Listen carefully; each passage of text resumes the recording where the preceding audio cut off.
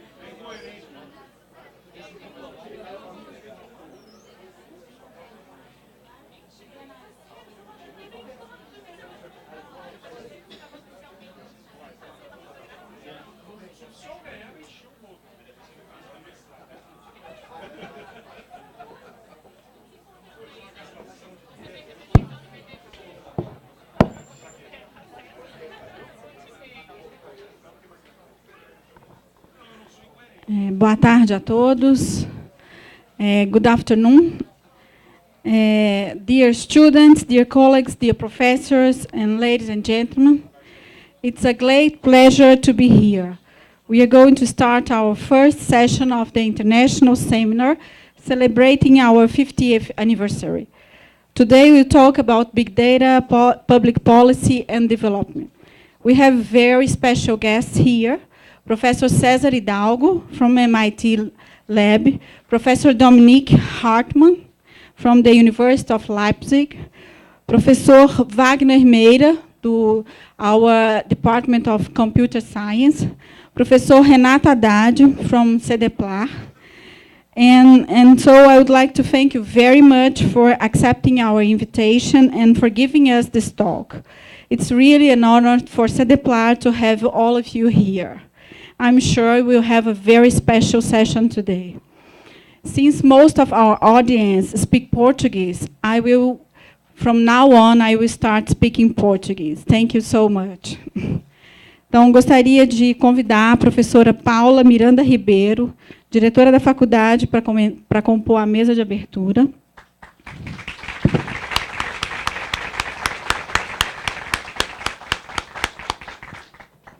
Gostaria de convidar o senhor Rubens Amaral de Brito, representando o presidente do Banco de Desenvolvimento de Minas Gerais, professor Marco Aurélio Croco, para compor a mesa de abertura.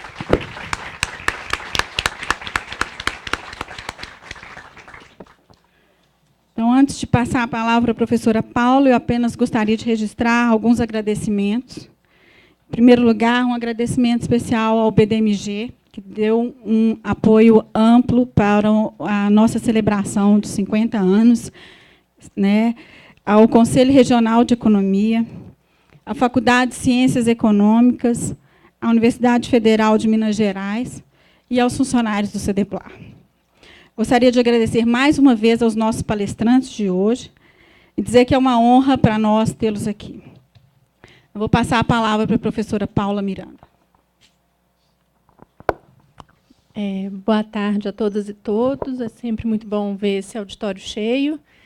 Queria dar as boas-vindas ao seminário dos 50 anos do Cedeplar, cumprimentar todos os presentes, agradecer aos nossos palestrantes que viajaram metade do mundo para chegar aqui, e mesmo ao que só teve que atravessar a rua, é igualmente importante, e desejar que essa seja uma tarde muito interessante e que as próximas sessões, né, que essa é só a primeira mesa de 7, não é isso, Mônica?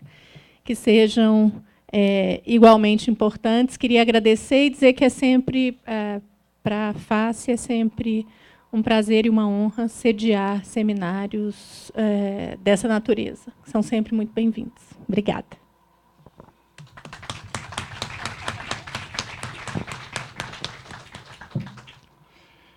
Boa tarde a todos, né? Primeiro eu queria dar uma palavra do presidente Croco, que ele pede desculpa por não estar aqui hoje, mas ele teve uma outra reunião que era muito importante também para o banco, né?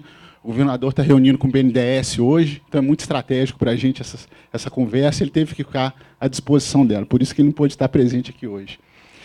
Eu só queria falar assim, que as relações do BDMG com o Cedeplar, elas são, como até o professor João contou no livro, elas são históricas e datam do tempo, realmente, né? Esse ano é 50 anos do Cedeplar, 55 anos do BDMG. Se eu não estou enganado, mas eu acho que é esse mesmo número, tem 8 ex-presidentes do banco, ou que foram professores, ou saíram do Cedeplar. Então, a gente sempre teve uma ligação histórica muito grande, né? Sempre pensando no desenvolvimento de Minas Gerais, né? No crescimento do Estado.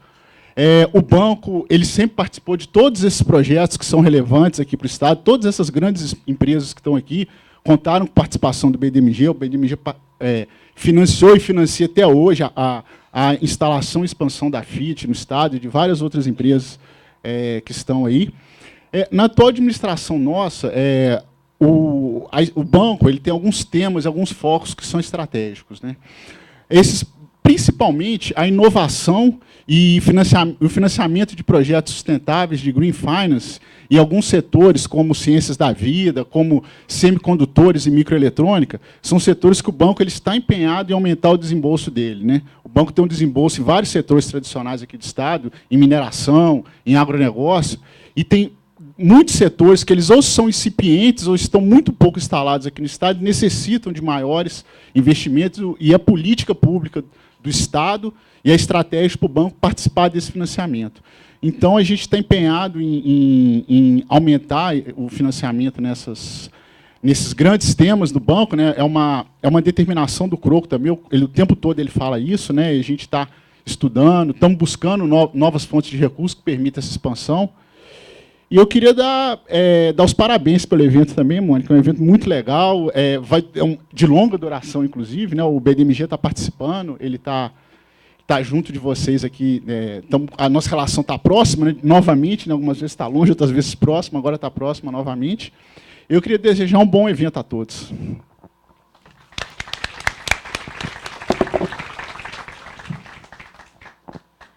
Bom, então, a gente está dando início hoje ao Seminário Internacional do Cedeplar, celebrando os nossos 50 anos. E é realmente uma alegria grande, como a Paula mencionou, ver esse auditório cheio. A ideia do seminário, né, o Seminário Internacional Cedeplar, um olhar para o futuro, é que a gente projete aí, como diria o Rodrigo, mais os nossos próximos 50 anos. E a ideia dessa palestra, né, Big Data, Políticas Públicas e Desenvolvimento Econômico, é exatamente que a gente, como um centro, né, de pesquisa aplicada, de política pública, a gente consiga se aproximar mais da temática, né, e, de fato, também convergir aí para a fronteira do conhecimento, né. Então, realmente, assim, agradecer aqui algumas pessoas que tornaram possível, né, a presença do professor César, Dominik, Wagner e o Renato aqui hoje, né, o Elton, a Emília, o Gustavo, João Prates, Irineu Rigotti, que tornaram possível, né, a construção dessa mesa, e agradecer uma vez mais. Queria dizer a todos, né, que essa é a primeira, nós temos 7 mesas aí no Seminário Internacional, que começa hoje, depois as outras mesas reiniciam no dia 28, a programação está toda no site, né, façam as inscrições, e que a gente também vai ter aí na celebração, ainda nessa programação, ainda de setembro, 3 minicursos aí com ex-professores e ex-alunos do Cedeplar. Muito obrigada pela presença de todos e que a gente tenha uma tarde muito produtiva. Então, nós vamos desfazer a mesa, eu vou convidar o professor João Prates Romero, que vai coordenar a próxima mesa, para tomar assento aqui, e vou passar para ele a coordenação da próxima mesa. Obrigada.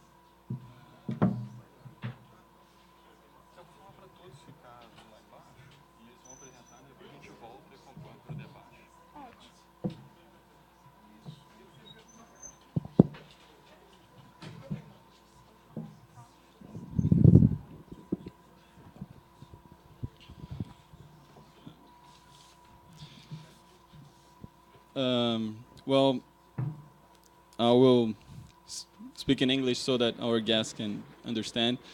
It's an honor to coordinate this first session of the international seminars here at Cedeplar.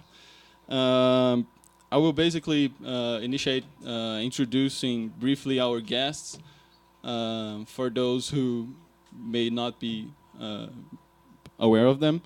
And then I think it would be better if I invite one by one so they can come here and present, and we can sit there and watch the presentations, and then afterwards we all come here and sit and have the discussions.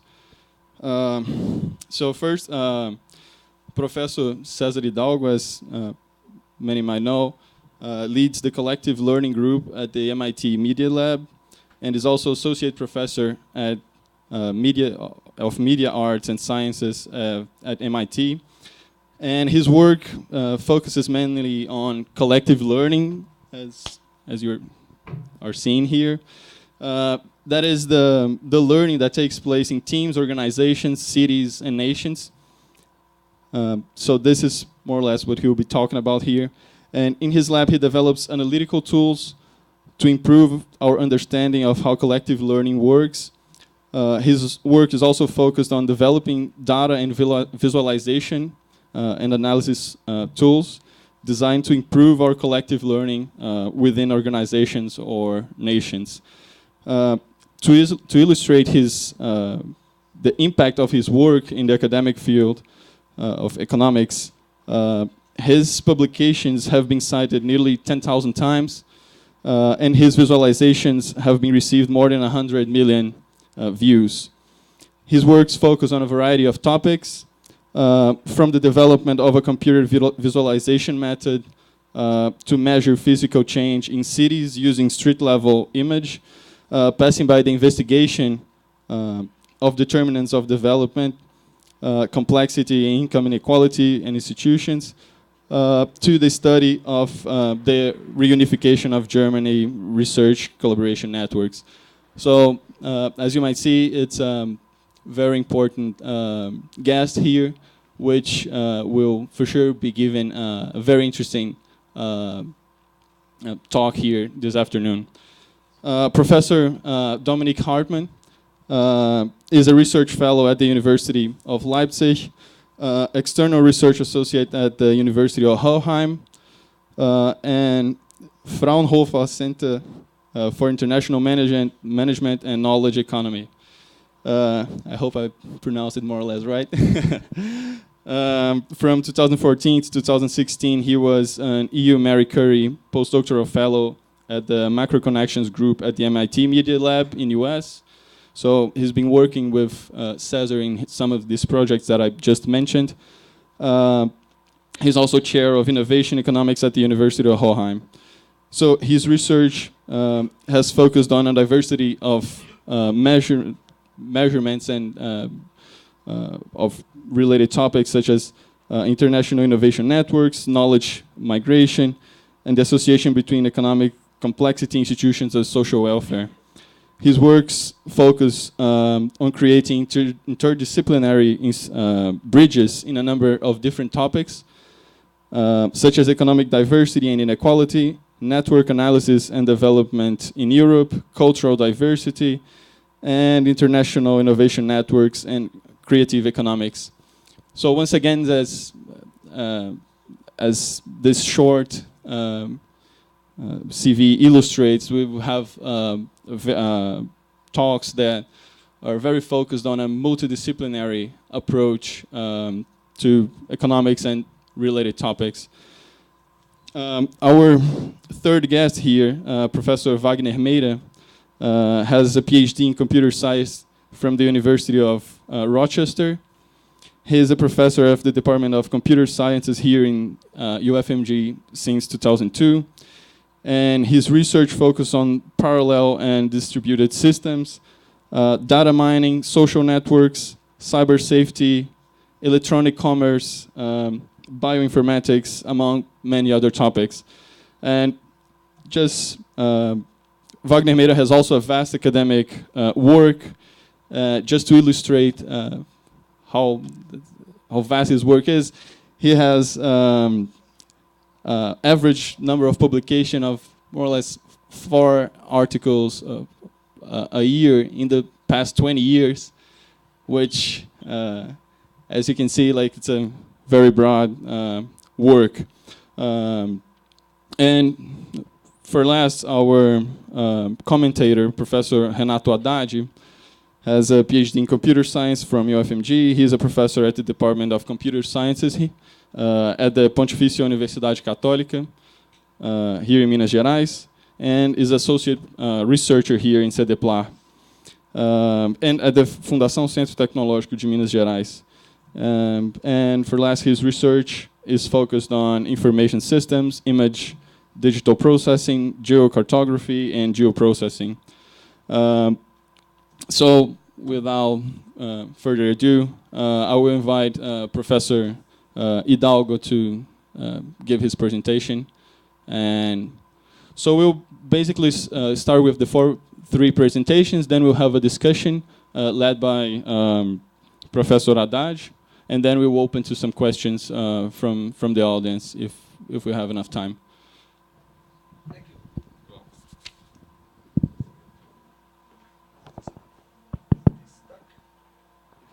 There it goes. The microphone, I think it's... Oh, okay. And I think you guys want me to take the microphone, yes? Yeah, it makes a big difference. Just one other information. If the auditorium is full and there's people standing here, they will be transmitting the presentation in Auditorium 2 here as well. So you can sit and watch the presentations there.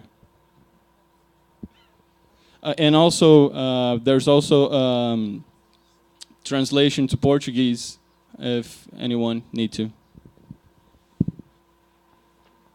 Thank you. So first of all, let me say that it's an honor for me to be here because the first time I visited Minas Gerais was in 2010.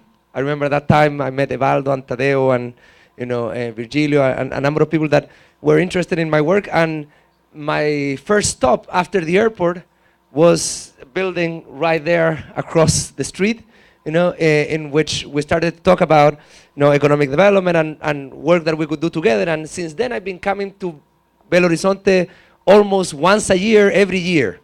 So this is almost it's the 50th anniversary of Cedeplar, but it's my 7th anniversary of coming, to Belo Horizonte every year.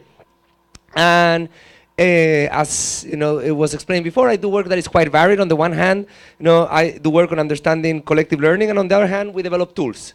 Today, I'm not going to be talking about the software tools that we create because I want to focus more on the learning mechanisms that we have been able to uncover through our research. And just to give you like a little bit of a frame of what our research is about in the context of economics is that the general context of economics has been one of trying to understand people's decisions. Yeah? So there are many choices that people can make. Choices have benefits, choices have costs, and we have to figure out a theory that can help us understand which choices people make. And you can abstract a lot of economics based on that framing. What we have been doing is a little bit different. It's focusing on another branch that does exist and also has a long tradition, but has been relatively de-emphasized. And this is not the branch that studies the choices that people make, but it studies how people accumulate the knowledge that allows them to do things that eventually become choices. So it's not who trades what with whom because it is convenient to them, but how to accumulate the knowledge that I need to produce something that I can eventually trade. Okay? So that's a little bit of the framing, which is a little bit different of the standard tradition. But as we make progress in this agenda, we start to realize that it actually matches and it doesn't contradict a lot of the work that has been done previously. So let me press play again here because I think it was looping for too long. And now I can get started. So the defining question that I use to frame my research is how do teams, cities, and nations learn? Okay? That's the defining question. And to answer that question, what I do is I have a group called the Collective Learning Group at the MIT Media Lab where we do two things. On the one hand, we try to understand this collective learning process by developing analytical and empirical tools to understand and map knowledge diffusion. And on the other hand, we develop tools to help facilitate collective learning at the level of teams, organizations, and nations. Now, how do we know that a group is learning? Okay? And we know that a group is... something happens with this stuff, huh? There, oh, okay. It's getting a little bit laggy. Okay, how do we know that a group is learning? We know that a group is learning when we see them do something that they did not know how to do. Okay, so here you see the evolution of the industrial structure of South Korea between 1962 and the year 2015. And you see that in the 1960s, Korea didn't know how to produce ships and boats, or didn't know how to produce cars, or didn't know how to produce electronics. But by the 1980s, they had figured that out. And by the year 2015, they had figured out how to produce that and much more. So countries are learning how to produce new things, and we can know that they're learning if they see that the things that they do change over time. The thing is that countries don't only learn how to produce new products,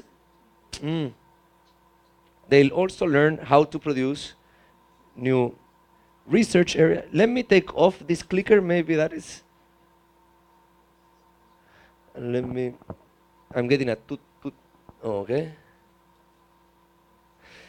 So they also learn how, no, they don't only learn how to produce new products, they also learn how to develop new research areas, new occupations, new skills, and new industries. So all of this economic change in some way involves learning, involves accumulating the knowledge that you need to produce that new product, to develop that new research area, to start hiring people with that different skill or occupation, or to develop that new industry. And the way that we can test learning is actually quite simple, and is to try to understand if the probability that someone would succeed in an activity increases when that person is surrounded by other people that have knowledge on how to do that activity. Okay? So for instance, if I go to like a music school and there's a lot of people that are good at playing piano, and I'm able to succeed as a piano player, at that school, more likely than if I would be trying to learn how to play piano alone, it means that probably there was learning and I was accumulating and absorbing knowledge, from my peers. And this might be true in the economy. If there would be no learning, if only the learning is not happening collectively, it's just happening individually, if there's no knowledge diffusion, the probability that I would succeed at something doesn't depend on me being surrounded by other people that know things that I don't. Yeah? So if the probability of success of an activity increases with the availability of related knowledge, we're going to say that there is learning. Now, there are different channels that can enable this learning. So one of the ways in which you can accumulate knowledge is maybe, you are trying to learn how to play the guitar and you don't have a guitar player nearby, but you have someone that knows how to play the bass. So you can learn from a related activity or a related industry. You want to learn how to produce pants, there might be someone that knows how to produce shirts. And this inter-industry learning is one of these channels. So you can try to accumulate knowledge that is related to the local knowledge that is available. On the other hand, you can also learn from geographic neighbors. So maybe you want to learn how to produce pants. There's nobody locally that knows how to produce pants or shirts, but maybe in the city next door, they have a garment cluster. So that knowledge, could be transferred from the neighboring city, to this city if there are social networks, communication, transportation, and so forth. And we're going to start looking at those channels later. Now, how do we map relatedness? And this is actually like a big question that involve a relatively small and simple technical advancement that has unlocked a lot of literature in the last decade. So in this network, what you see are products. So each one of these nodes is a product, and products are connected if they're likely to be co-exported.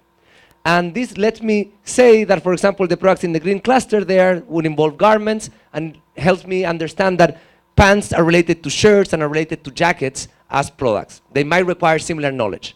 How do I know that they're related? In this case, because they're likely to be co-exported.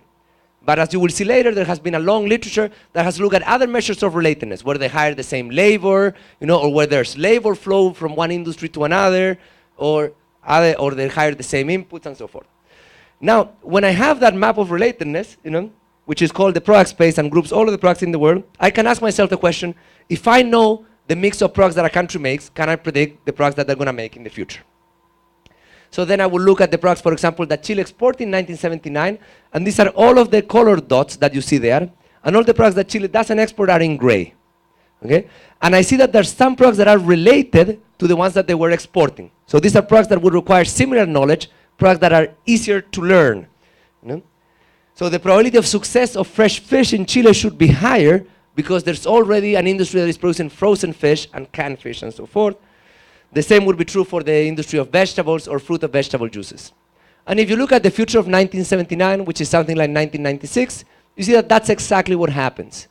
So if we go back to our original figure, we actually, if we measure this across all countries and across dozens of years, you would see that the probability that you would succeed in developing a product in 4 years increases with the number of neighboring products that you already produce, with the amount of related knowledge that you have. So this probability of success is larger when there's people that knows how to do things that are similar to the ones that you want to learn.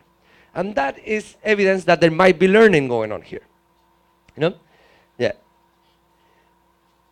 Wait, am I opening another slide? Yes. File open recent. Yeah. The presentation goes the same until that point. Yeah. Okay. So then now let's look at regional data. Let's look at data on China. So China is a very interesting example because it's a country that grew really fast between 1990 and 2015. Just to give an idea, between 1990 and 2015, China increased its GDP per capita, adjusted by inflation, by a factor of 10. Okay? So Brazil's GDP per capita now is like around how much at PPP? You have full of economists here, so I'm not going to adventure the number myself. I would say like maybe 12,000. What is the PPP? Like around 12,000? Yeah. If Brazil, during the next 25 years, was growing as fast as China did for the last 25 years, at the end of that period, the GDP per capita of Brazil would be $120,000. Okay, so it would be 100. So it's huge growth. It's super fast growth. And of course, during that fast period of growth, there must have been a lot of learning. So what we did with one of my students is we look at data on publicly traded firms in China, classified by industry, to create an industry space. In this case, each node here represents an industry, so it's not a product. So some industries, for example, on the left in that pink cluster include manufacturing activities, manufacturing of electronic devices, medical devices, and whatnot. On the right, you have another cluster that includes IT and finance and these other service activities. And on the periphery, you have agriculture and mining. And once again, we observe that the probability that a province in China would develop one of these industries increases actually as a power of the number of related activities that are present in that province. Okay? So if you have a province that have, let's say, a lot of IT and banking, you're more likely to succeed in the development of the insurance industry in the future. So that also tells us that learning might be going on. But here in this data set, we can also look at the opposite side, and we can see, hey, are you more likely to enter an industry if your neighbor is already good at that industry? Okay? So let's say Sao Paulo wants to enter the airspace industry, and it's a neighbor of, Minas wants to enter the aerospace industry, and Sao Paulo, who already has, the aerospace industry, is a neighbor. Does that increases the chances of Minas to succeed or decreases the chances to succeed? If you take like a traditional view of economics in which competition is the most important, you would say that actually it would reduce the probability of success because you have Sao Paulo next to you being, a state that is already developed in that industry and has accumulated knowledge and has the markets and so forth. But if you say, hey, maybe it's not just about competition, it's about learning, the fact that the knowledge is nearby and you might have links to it might facilitate the probability of succeeding. So what we observe in the case of China? And in the case of China, what we find is that the probability of developing a new industry also increases, when you have neighbors that are good at the industry that you want to enter. Yeah? Now, what happens if we put these two things together? What happens, let's say, if Minas is a state that wants to enter the aerospace industry and it has a neighbor like Sao Paulo that is already in the aerospace industry, but also has a lot of related industries? Does it become a super learner? Or do these two effects cancel out? What do you guys think? And what we find actually is that these two learning channels are substitutes. So if you have a lot of related industries, having a neighbor that is proficient in that industry doesn't increase the probability that you would enter. And if you have a lot of neighbors, having related industries doesn't increase the probability that you would enter either.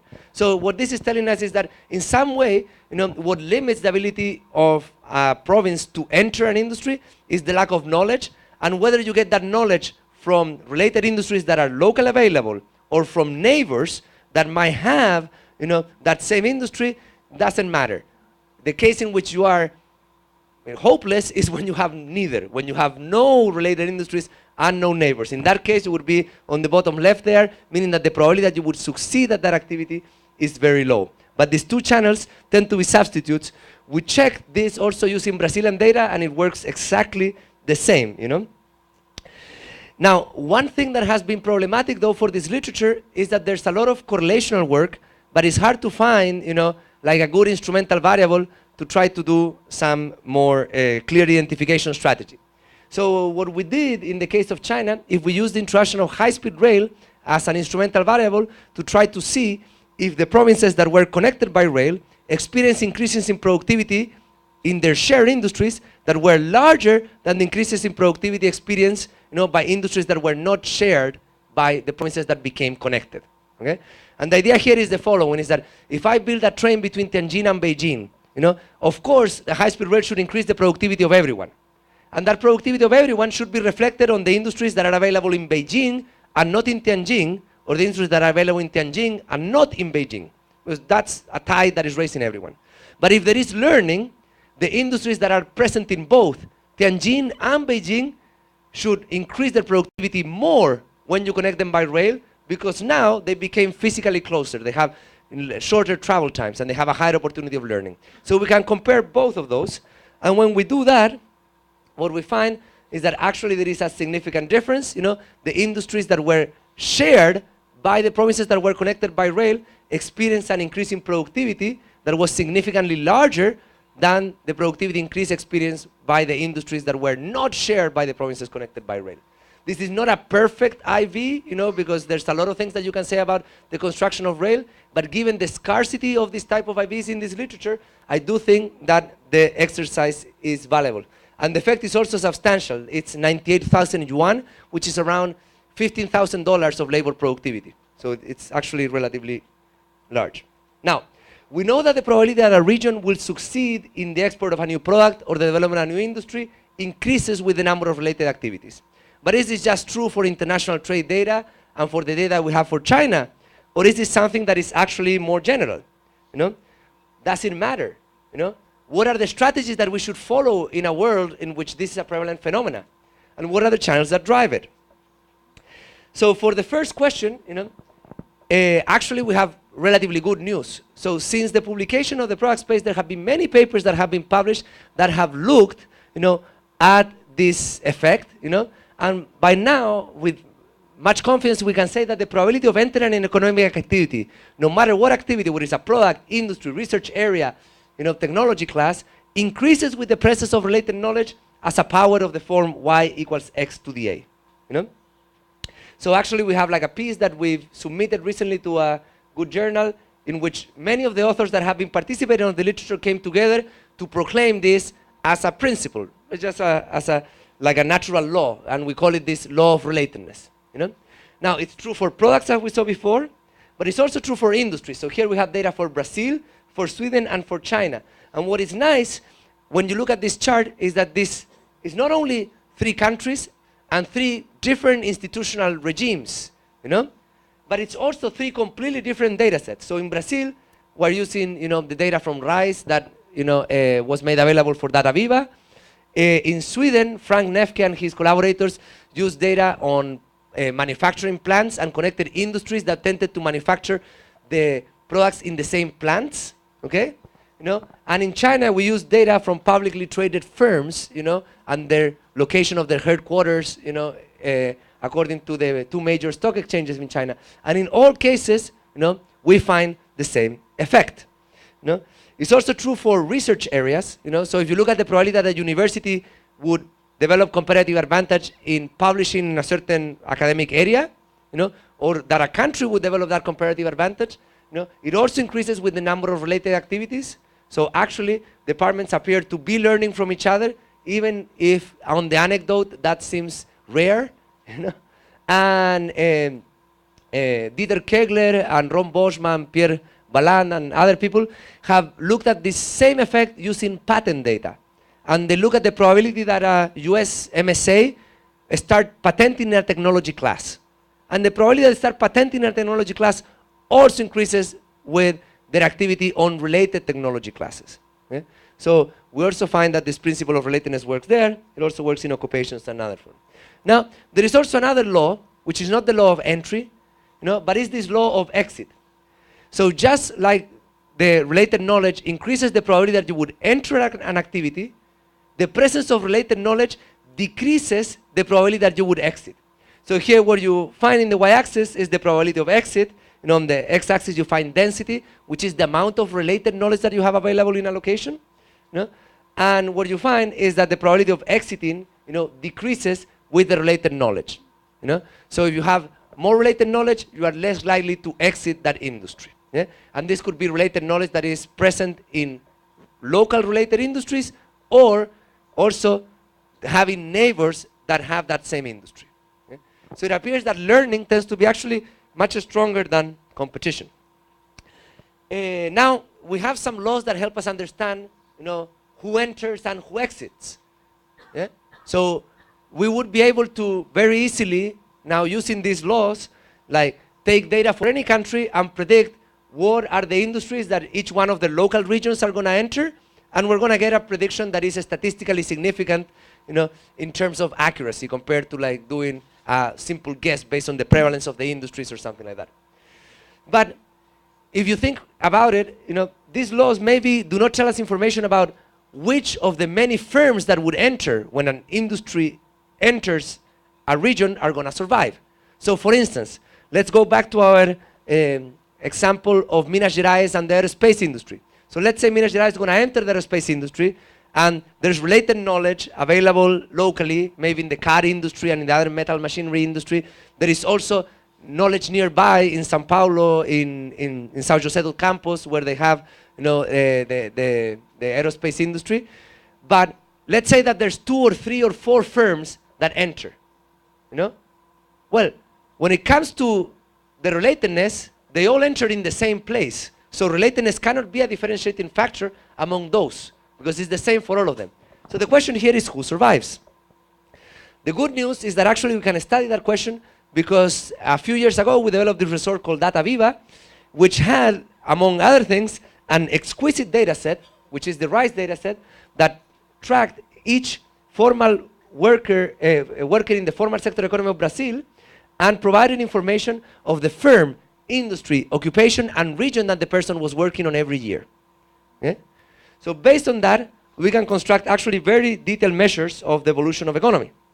So the first thing that we did, with Christian Jara, which is one of my students, we developed a filter to identify entries, okay? New industries in a location. So we would say, hey, what are all of the industries that did not exist in a region and now exist in that region? We did this at the micro-region level in Brazil, And now that we have these new industries, we can look at the law of relatedness and we find that it works. Yeah, the probability of entry, increases with density, increases with the density of regional knowledge, so having a neighbor that has that knowledge, and the interaction term is negative, meaning that these are substitutes. Yeah? Now we look at also different types of industry. Pioneers, these are completely new firms. Pivots are firms that change, the industry that they're operating in. Regional branches, which are, firms that, establishments that come, from a firm that was already operating in that industry, but in other location, or local branches, meaning that a firm that was already operating in a location opened a new establishment that operates in a different industry. The effect is more or less the same for all of them, So I'm going to collapse that variance right now, and I'm going to focus on the next question, which is, well, who survives? Those who start in places with related knowledge, doesn't make a big difference where you start. Those who hire people with the same or different location, doesn't matter to hire local knowledge, Do you want to hire people that have been here for a long time, that have a social network, that might know how things maybe work, in this city vis-a-vis another place in Brazil? Does that make a difference, or is it irrelevant? Should these people come from a related or unrelated industry? Doesn't matter if they come from a related industry, or do you only care about the occupations? I'm looking for an accountant, and I don't care if the accountant used to work in a milk factory before or not. So which is the specific knowledge that matters? So we did measures for all of this, and when you actually put all of this, and we're going to be looking at a lot of these regressions. I like looking at these regression tables. What we find is the following, is that first, the stuff that doesn't work. So regional relatedness, local relatedness, at the end of the day, don't matter anymore. So here you have density and the density of neighboring provinces. They don't matter. So for survival, having relatedness doesn't matter. For entry and for exit, it matters. But once you enter a different race right now. It's a survival race. And in that survival race, the things that matter are these things here on the top. So here is when you hire people. Did you hire people from related industries or from unrelated industries? And if you hire people from related industries, you are much more likely to survive. Okay? So you want to hire people from related industries. If you hire people from related occupations, or with the occupations that you need, but they don't come necessarily maybe from related industries because that's controlled for by this term, then that actually is much more inconsistent, becomes negative. So what this is telling us, and for me this was quite surprising, is not occupation-specific knowledge is industry-specific knowledge, the one that ultimately matters for the survival of these firms. Okay? So you might prefer, maybe if you're opening this aerospace industry, you don't want, you know, an accountant that work on the milk factory. You might want to hire maybe a person that did HR at the aerospace industry, because that industry-specific knowledge is going to matter more than that occupation-specific knowledge. And also, the other thing that matters is local knowledge. The firms that hire more local people tend to survive more, are more likely to survive. So what you want to do is you want to hire industry-specific knowledge and local knowledge to maximize your probability of survival. At the end, when you put actually the whole kitchen sink here, and you go to the last column of the regression, the R-squares are pretty high. It's like 53%. You know, so these are not like small marginal effects together. You know, they explain quite a bit of the variance.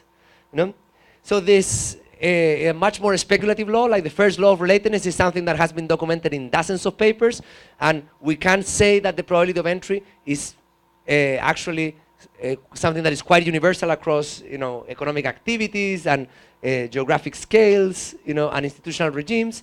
Now, the third law of relatedness that I'm going to postulate here is this law of survival, and we say that the probability of firm survival does not depend on the presence of relatedness, but on hire those with related knowledge, and especially industry-specific knowledge and local knowledge.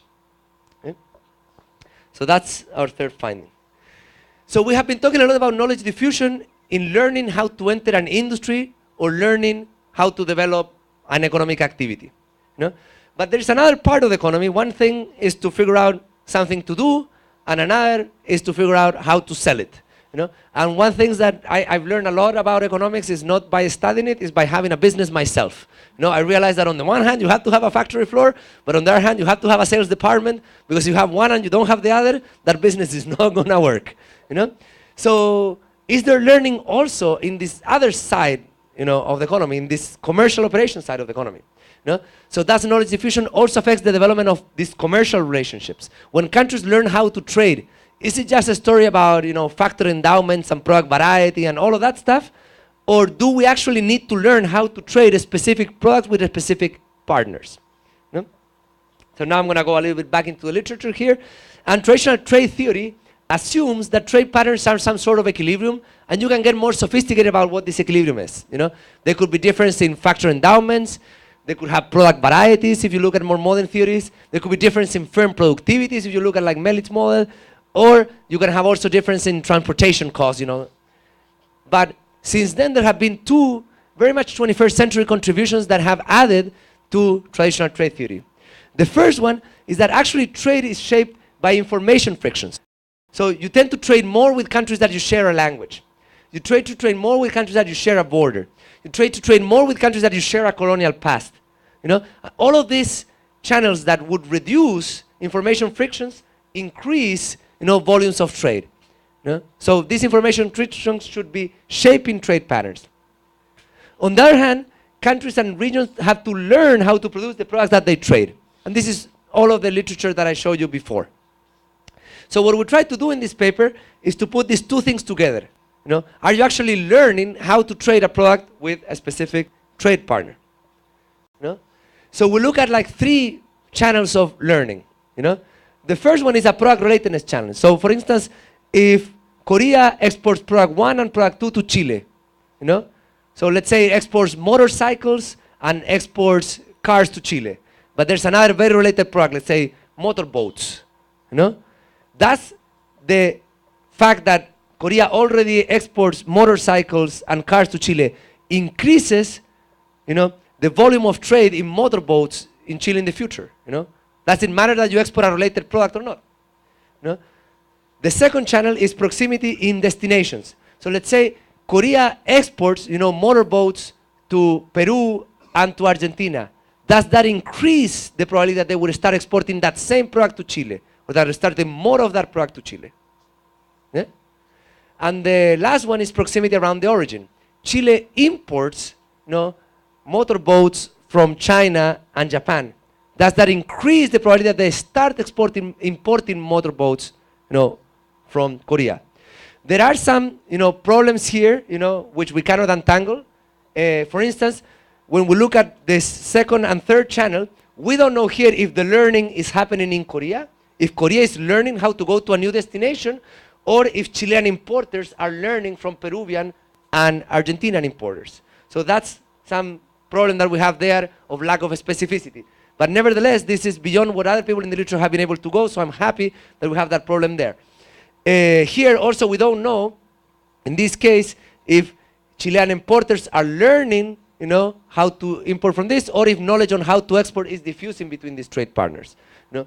But nevertheless, we can specify these 3 channels, and we can define measures of relatedness for products, you know, and for destinations and origins. You know? So we do a gravity model, and there we put everything that we already know, but on the margin we add our new channels. You know, so you have like a big gravity model here. You know, and of course we find that if you share a border, you trade more. If you share a colonial past, you trade more. If you share a language, you trade more. This last one is new. This is the number of people that speak both languages. So this is a measure that we extracted from another paper that we published in PNAS in 2014 called the Global Language Network. And in that paper, we look at the probability that a book was translated from a language to another language as a way to try to understand the populations of multilingual speakers. And we find that, yeah, languages that are more mutually translated tend to have also more trading product. Now, we divide this in pre-crisis, during the crisis, and after the crisis period. You know, the effects are more or less the same, so it doesn't make sense to discuss them separately. But what we find is that, yes, exporting a related product increases enormously, you know, the volume of trade of a product in the future, you know, and to a lesser extent, you know, having a product, having a neighbor that exports the same product increases, you know, the volume that you export, and also, you know, having importing from a neighbor of a potential destination increases the probability that you import more. So like the 3 channels, you know, are positive, but the one that is the strongest is the one of product relatedness. So apparently there appears to be more knowledge flow among related product lines than among geographic neighbors. And then we disaggregate these 2 more times. You know, we separate between new exporters, nascent exporters, and experienced exporters. Okay? Because before we were looking at all countries and all trade flows, you know, but there's some countries that are just getting started in the export of a product, some countries that are already pretty good at it, and some countries that are really good at it. You know? So when we do that separation, what we find, you know, is something very interesting. On the one hand, we find that actually the effects are stronger for new exporters. Okay?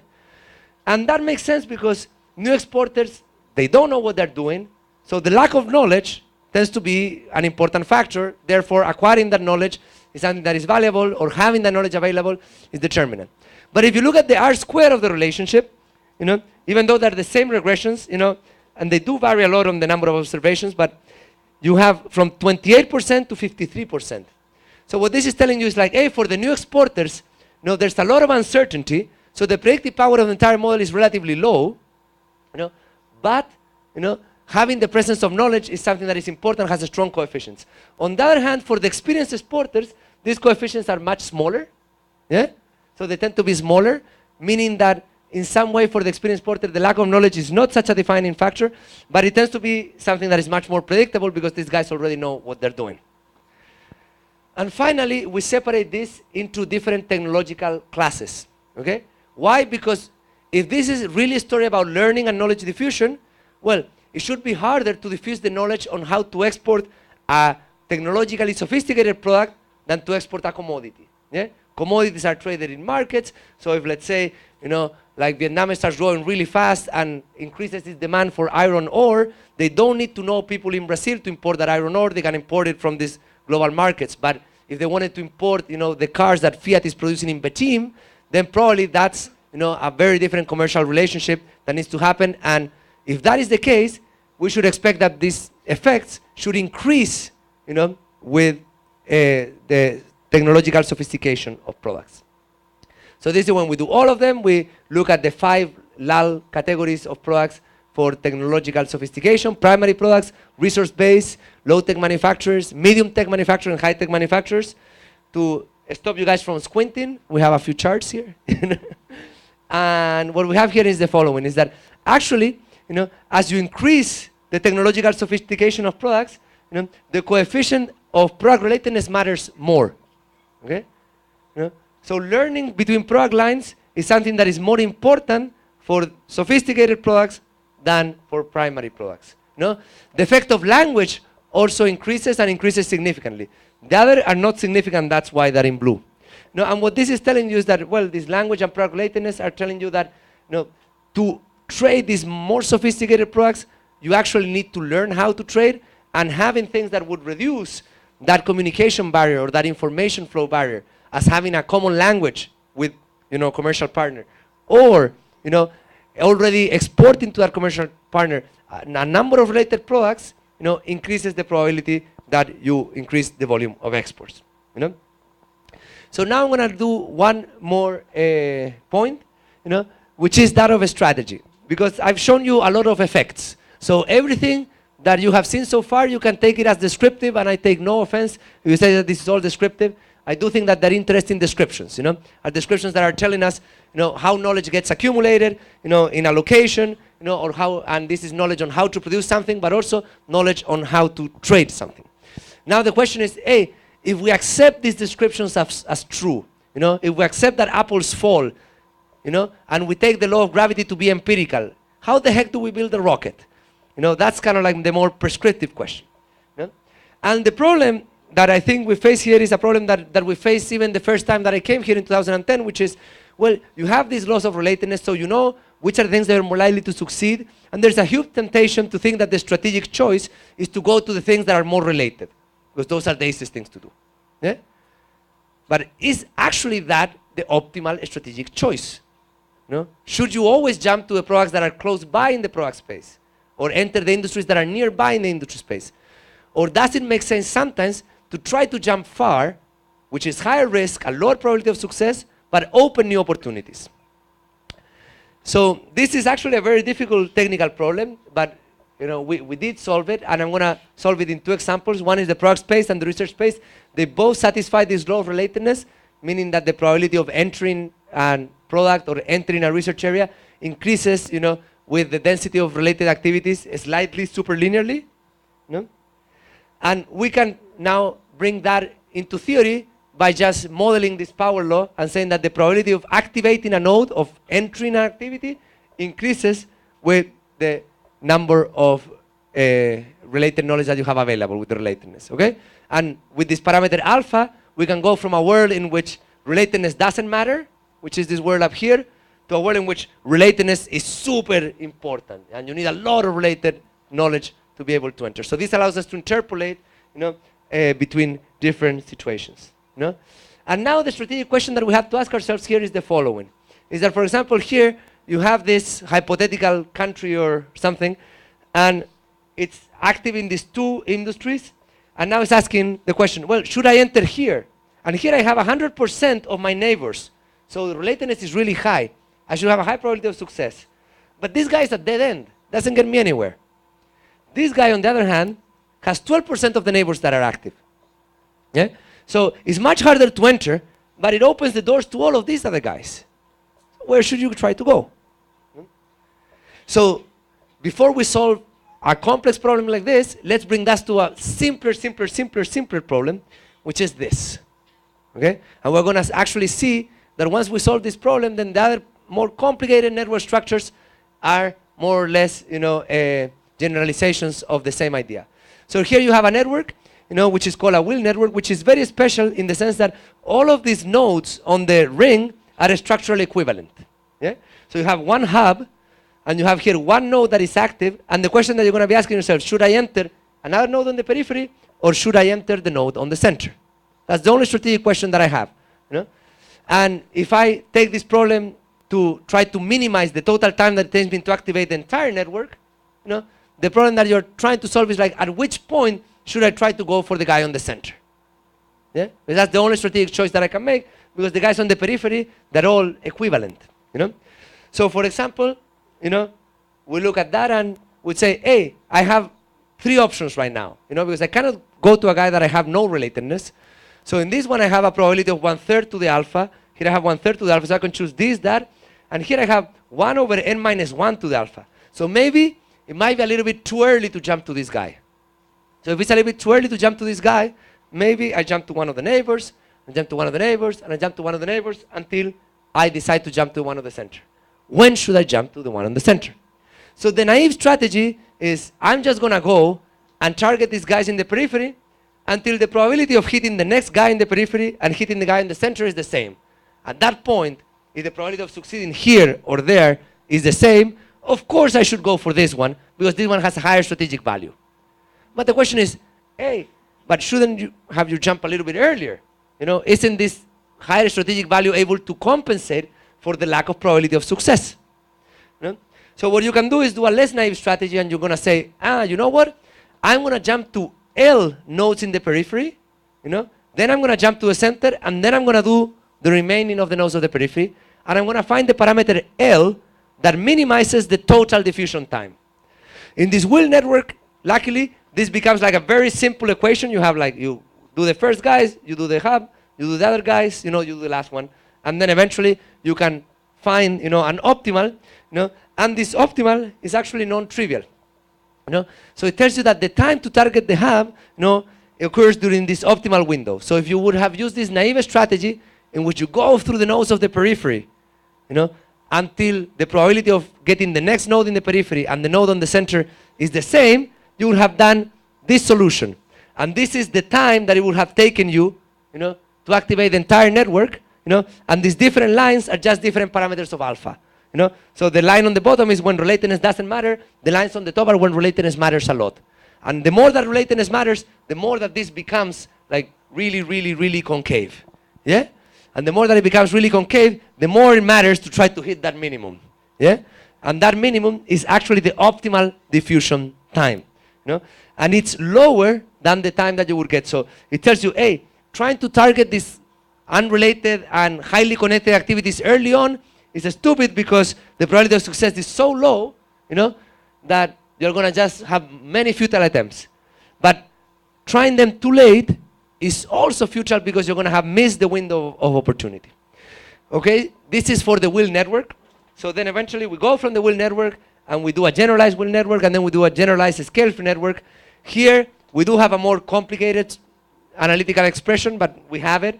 You know, here we just have to use numerical simulations. You know, but the story more or less the same. You know, the story is such that the strategy that you should follow is in the wheel network. You target, you know, this hub at an intermediate step. So in this chart, you see how many nodes you have infected on the y-axis. Then you see if you are targeting nodes of low degree or high degree. If you go to the generalized wheel network, this window is a little bit wider because you have more hubs. And if you go to like a general scale-free network, you know, this window takes a more complicated functional form. Now when we look at the product space, when we look at a real network, we can do this only through numerical simulation, but we can do numerical simulation to try to minimize the total time that it will take us to activate the entire network, given the law of relatedness that we can estimate empirically. Because empirically we know, you know, what's the probability of succeeding, you know, in an activity in a certain window of time. And what we find, you know, is that like the optimal of the theory here is in blue, you know, and the mean of the data here is in red, and on green you would have it like you're targeting a random node. So if you're not doing anything strategic. And the world is not behaving that far from the optimum. That's kind of like good news. But it's behaving far from the optimum in one particular situation. Here, there are many countries that are targeting very highly unrelated activities a little bit early on. But there is a time here in which it's optimal to target those activities, in which also you're targeting way too little. You know? So there is an optimal window of opportunity, you know, where you want to target those unrelated activities, you know, and you can actually express that optimal window of opportunity as a level of GDP per capita or as a level of economic complexity. You know? Brazil actually is sort of in that point, you know, and that's why I think it has been a little bit of struggle, because it had a process of industrialization, then it went down, you know, from that industrialization, but it was at a point in which it should have kept on betting forward instead of, you know, betting a little bit backwards, you know. So now with that, I'm going to conclude. You know, the defining question that we use to focus our research is, how do teams, cities, and nations learn? And of course, the answer is that we don't know. But as we don't know, we figure out some stuff along the way. So the first thing that we figure out is that learning is path dependent, depends on the local availability of related knowledge. You know? and the relationship between relatedness and success appears to be universal and highly reproducible. This I find is really interesting because it's almost like natural science. You know, it is true for products, for industries, for research areas, for patents, for occupations. It's true for different scales, for countries, for regions, for cities, and it has been observed on different institutional regimes. So this doesn't appear to be, a story of something that is extremely cultural dependent. Quite the opposite, quite general. So we have this first law that predicts that entry increases with related knowledge. We have a second law that predicts that exit decreases with related knowledge. And we have the third law that we were able to get thanks to this Data Viva data that says that survival depends on hiring related knowledge, but this related knowledge has to be industry specific and it has to have local knowledge. Then we also look at learning in the evolution of commercial relationships, and we find that actually, the relatedness between products and the geographic relatedness between neighbors matters for entry. Okay? So this evolution of international trade is not just a story of factor endowments, transportation costs, product variety, and productivity of firms. It's also a story of people figuring out how to trade each product to each specific destination, and that's a very path-dependent process. And finally, we look at the optimal diversification paths, and we find that these are non-trivial and require the use of dynamic strategies, not the static strategies. A lot of the work on diffusion on networks has come up with the strategies that say, hey, you should target hubs all the time, or you should target nodes of high betweenness. And in our case, we find that the type of nodes that you have to target at each part of the diffusion process are different. And these dynamic strategies tell us that there is a critical and optimal window in which you should target those highly connected and related activities. And with that, I would like to thank you very much for your time, and I'm glad to take questions in the next session. Thank you.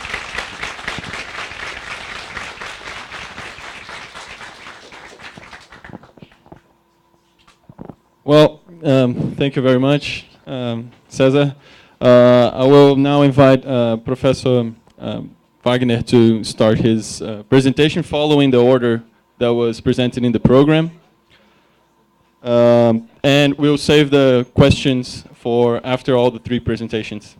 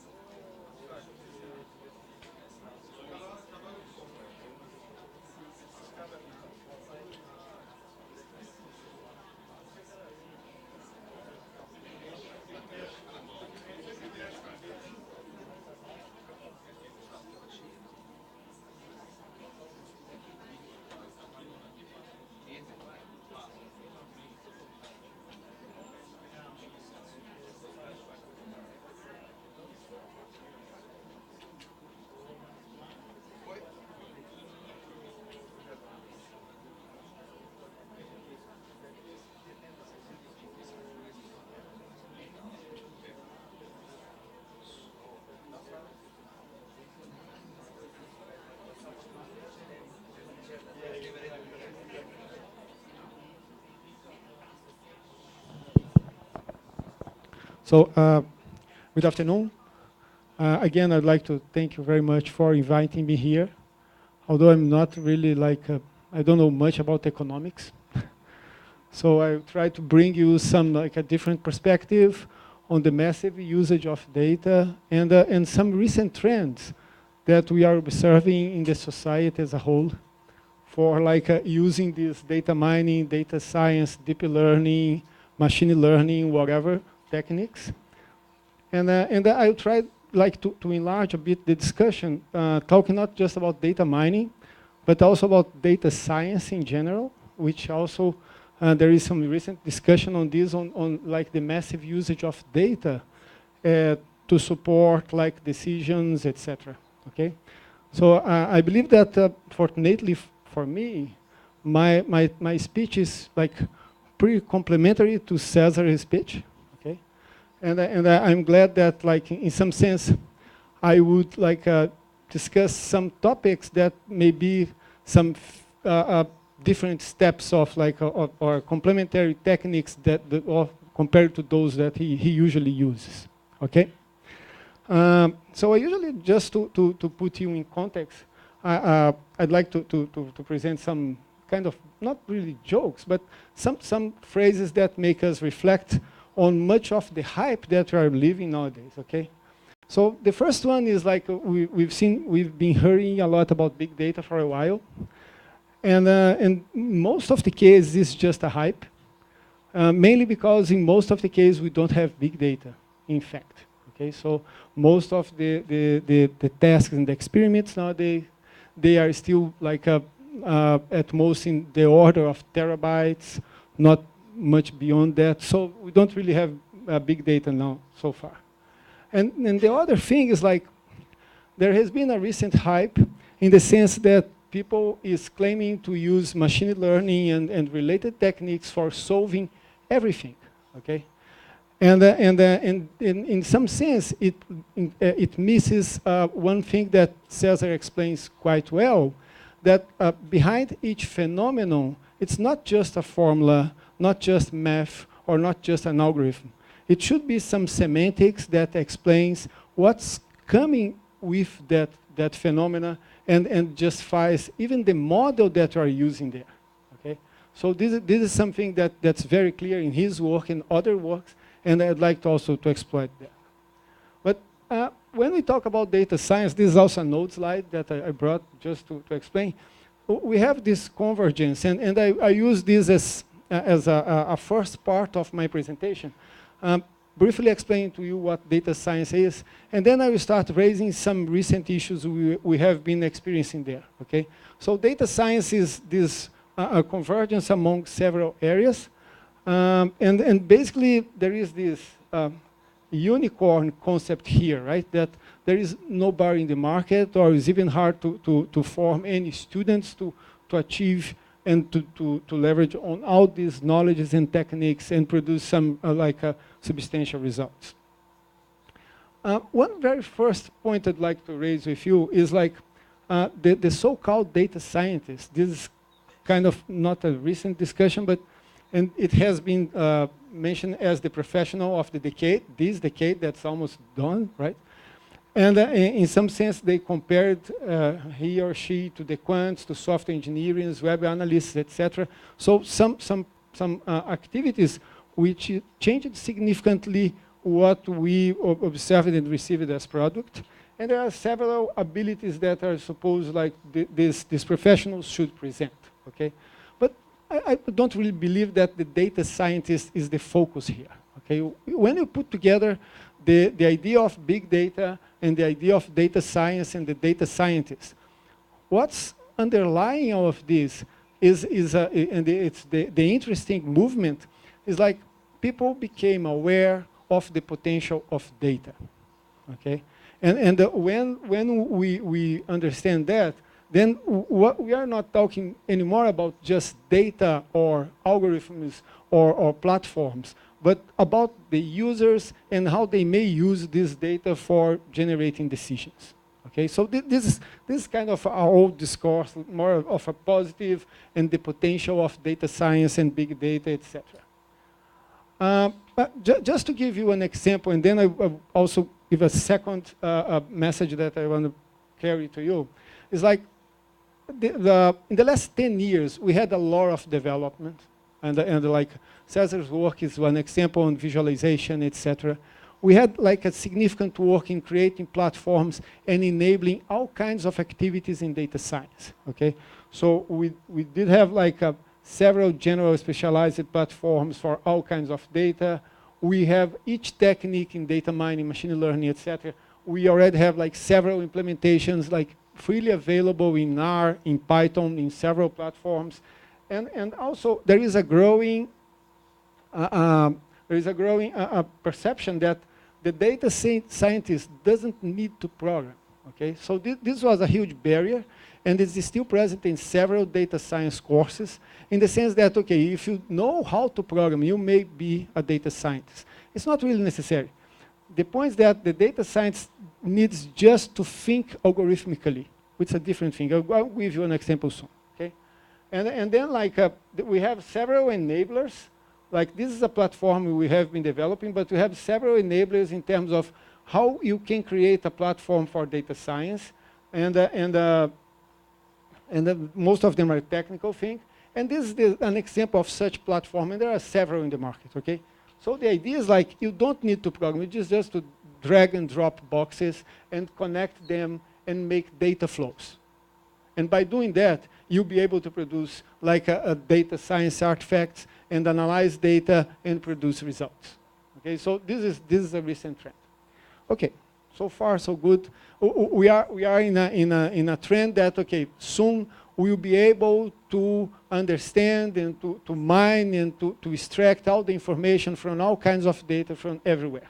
Okay, not really this. Okay, so this is just the initial idea of what I want to talk about. Very recently, the Association for Computing Machinery, which is like a world association for like computer scientists, published 7 principles for algorithmic transparency and accountability. So in some sense, I'd like to use this information as a turning point for computer science, when one of our like main societies decided to tackle on this issue that has been broadly being discussed by the whole society, and I'll give you some examples soon.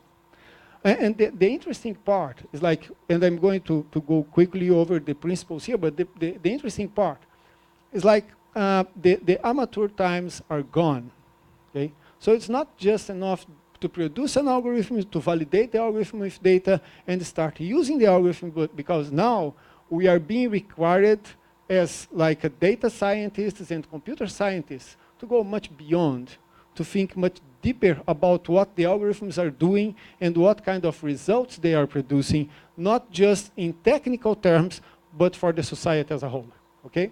So, and this principles, the first one is awareness, in the sense that the users should become aware of all kinds of biases you might have in the algorithms and in the systems. You have access in redress, in the sense that they should be able to do all kinds of questioning and learn about how the system works. Accountability. So who is responsible for algorithmical decisions? This is a very interesting one, because it's a hard one. And I'll give you a simple example that maybe most of you have heard about. There is a car company in the US, mostly in the US nowadays, which is generating a lot of hype. Its name is Tesla, and it incorporates several technical advances in the car, and also make the set of cars as a network of cars. They connect, they interact, they learn one from each other, etc. So what happens that recently, about a few months ago, a Tesla owner died in a car accident because the car went like at a full speed in a truck.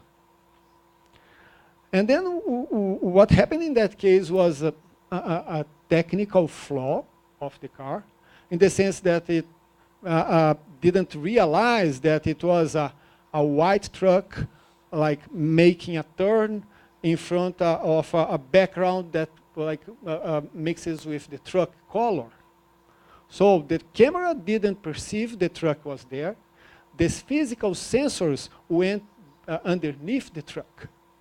So basically the Tesla car didn't see that was a truck there and went at full speed into the truck and killed the driver.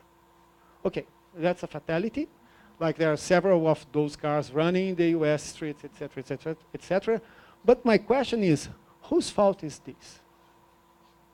Is the car manufacturer? Is the driver? Is like the government who allowed such trucks to run around? Is the programmer who programmed the car? Whose fault is that? So there is a growing concern about who's responsible for all kinds of algorithmical decisions that we are facing in our daily lives. And I'll give you some examples soon, okay? Explanations. So I as a user, I want to learn. I want to understand why the algorithm suggested this, that, or that. Okay? I want to understand before I even accept that as a decision. Currently, we don't have such possibility, right? So you receive recommendations, Waze gives you a route, or you have like an Uber that sets a price, and you can't do much. So this is a question. Data provenance, this is a node problem. But it's very important in the sense that persisted here, right? So there is a typo here. So it's important and it creates a huge impact on the systems in the sense that we should store the data in all of their incarnations, okay? So it will increase by orders of magnitude the demand on all kinds of systems in terms, in particular regarding storage of data. Auditability in the sense that you may be able to reproduce how the algorithm got to that decision and how auditable the decision is in terms of like restoring and making someone accountable for it. And finally, validation and testing in the sense that you shouldn't be naive in terms of the validation and reporting of these algorithms. Okay, so what's the point that I want to make here? It's like nowadays, most of the data mining, machine learning, etc., etc., etc. techniques, they do not comply with this. Okay, in some sense, it will be like necessary to rebuild the whole area if we are going to really satisfy all of these requirements. And first, we are trying to understand what's going on, but eventually, this would become a great opportunity of research, development, etc., etc., etc. And that's what I want to talk like for the rest of my time here. Okay. Okay. Sorry, wrong. So 3 dimensions that are related to these algorithmic principles that I want to talk to you. The first one is fairness. Okay. And one sign that we should take action is like when we see a lot of events in the media discussing algorithmical decisions and how they are not working properly. And this is an example. I believe this comes from The Guardian, okay? And the example they used was a Google-related one when they put like, did the Holocaust happen?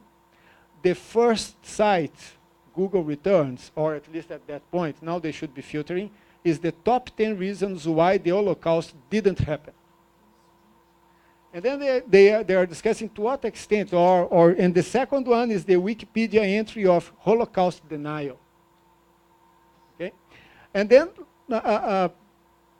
they were asking to what extent, like, these platforms, these automated platforms, automated answer platforms, they are distorting how we see the world. This is an example. Let me give another one. We are witnessing a lot of discrimination in several scenarios. This is one example.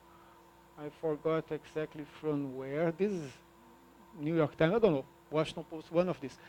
And the point, and we also have some work that Virgilio and myself we did recently on checking how discrimination is embedded in all kinds of tools. And the disturbing answer from those providers is, okay, the society is discriminatory. Okay? We are learning from what we have in sites, pictures, etc., etc., etc. But is it fair that such a powerful tool really just relies on what the society says, just replicating, just reverberating what they are saying? I don't really believe so, okay? So, and the answer is bad, and it's being like questioned in several senses and in several dimensions. And in this sense, when we talk about fairness, we are mainly talk about discrimination. All kinds of discrimination, not just those that are ruled by law, such as racism, sexism, etc., but also all kinds of discriminations. Okay, in the world of like economics, we do have several examples. Let's give you a simple one. There are several subtle associations we may imagine. One that's a very subtle one is related to the zip code. Okay, so you may be in a region that's not wealthy, and because of your zip code, the bank may check your zip code and give you a higher interest rate. Just by this, okay? And this kind of discrimination is like embedded in the model, and it tends to self-perpetuate, and this is bad. The problem in technical terms here is like there are several sources of algorithmic discrimination. Classical ones such as like poor samples, bad data, biased data, perpetuating, etc., or even algorithmic one. And that's why I mentioned to you that I believe that we should somehow, rebuild the whole, like many things, so that we work on this. One field that's coming, and we have been working on this, is the so-called fairness-aware data mining, or machine learning, or whatever. And the idea is like, let's tackle the discriminatory problem from the front, in the sense that we incorporate in the process the anti-discriminations and fairness constraints. We transform the data algorithm model to satisfy them, and then we measure. So this is the classical thing, right? And there are like a fair number of approaches to this. Obviously, many of the techniques, they are not like adapted and extended so that, but we already have like several ideas on how to achieve this fairness-aware data mining. Okay, so we may, as I mentioned, we may work on the input data in the sense of we improve the data, and at least, for instance, regarding the Google case, we remove from the data all potential sources or most of the potential sources of discrimination. This here is the most interesting and challenging one. Like you embed in the algorithm some strategy that's not affected by the presence of sensitive data. And the classical idea here is like you train the model with sensitive data, you remove the sensitive data, the model should behave the same. And then you are like sure that those sensitive data is not affecting what you are generating. And then you have also the post-processing, in the sense that you check the output of the model and filter the output and improve the output. Okay, so these are classical things. We've had some experience on this in processing algorithms, but this is very challenging. Okay, it's challenging in the sense that the subjective nature of discrimination and how it changes from culture to culture, it's very challenging. We are focusing more on those which are like ruled by law, so racism, sexism, etc. But there are many others, okay, that are very subtle and very hard to determine. So in this sense, I believe that this is there is a long way on discussing this. The second dimension I'd like to talk to you is about transparency. And this is a very nice one, okay? And I put here again a couple of like news, and I'm going to explain briefly what, like, probably you can't read, the news are not complete here. So the point is, they had an algorithm that predicted gun violence in Chicago, and the outcomes of the gun violence is a very strange one. So they found very strange results, and then the reporter went after to find exactly what was in the algorithm that led to that stuff.